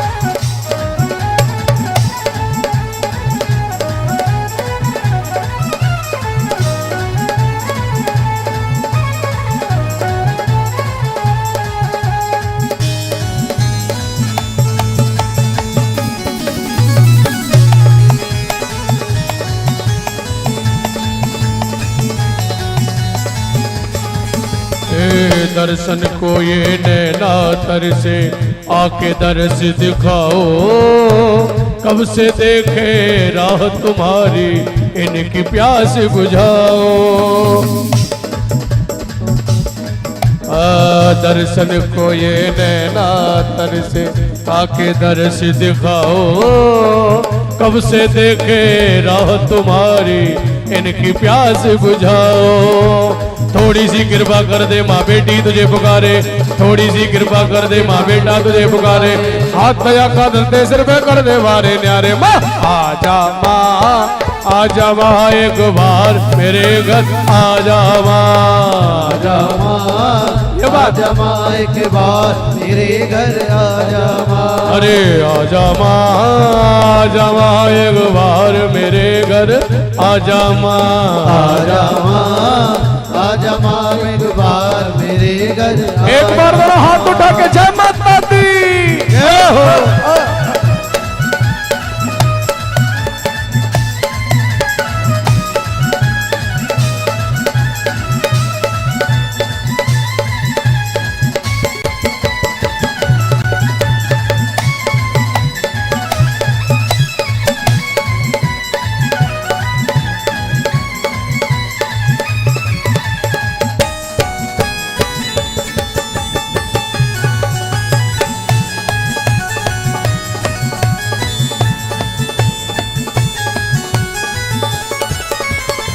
ताने मारेगी ये दुनिया जो मत तू ना आई, मेरा कुछ ना जाएगा माँ होगी तेरी रुसवाई।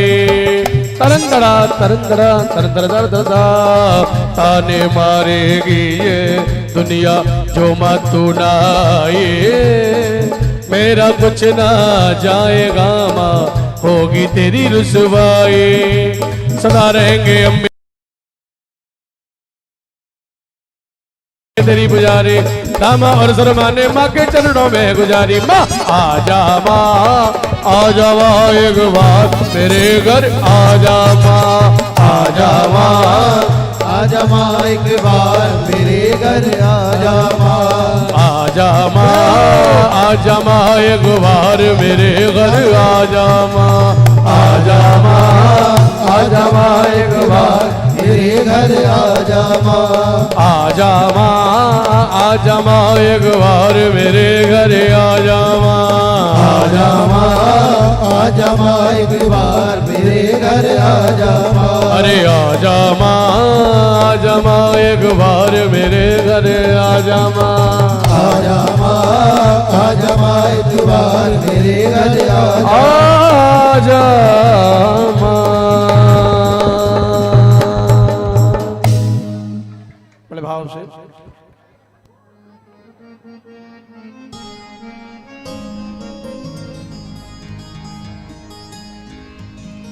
छोटी सी कन्या, छोटी सी कन्या,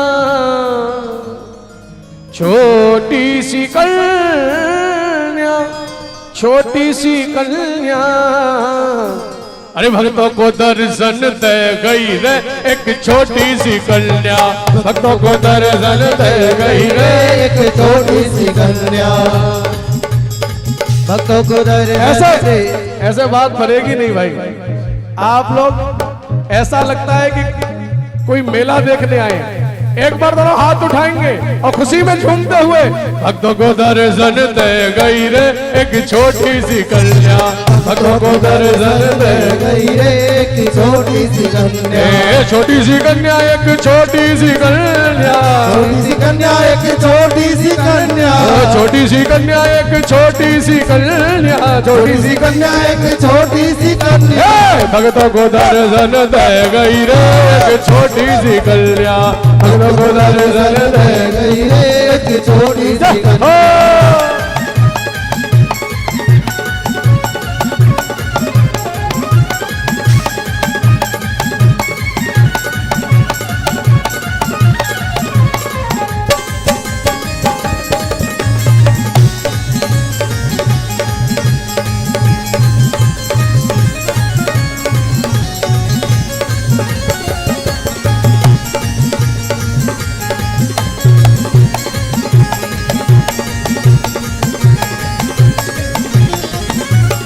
पवन उड़ा के ले गई रे मेरी माँ की चुनरिया, पवन उड़ा के ले गई रे मेरी माँ की चुनरिया, माँ की चुनरिया मेरी माँ की चुनरिया, की चुनरिया मेरी माँ की चुनरिया, पवन उड़ा के ले गई रे मेरी माँ की चुनरिया, पवन उड़ा के ले गई रे मेरी माँ की चुनरिया, उड़ के चुनरिया कैलाश पे पहुंची, उड़ के चुनरिया कैलाश पे पहुंची, उड़ के चुनरिया कैलाश पे पहुंची,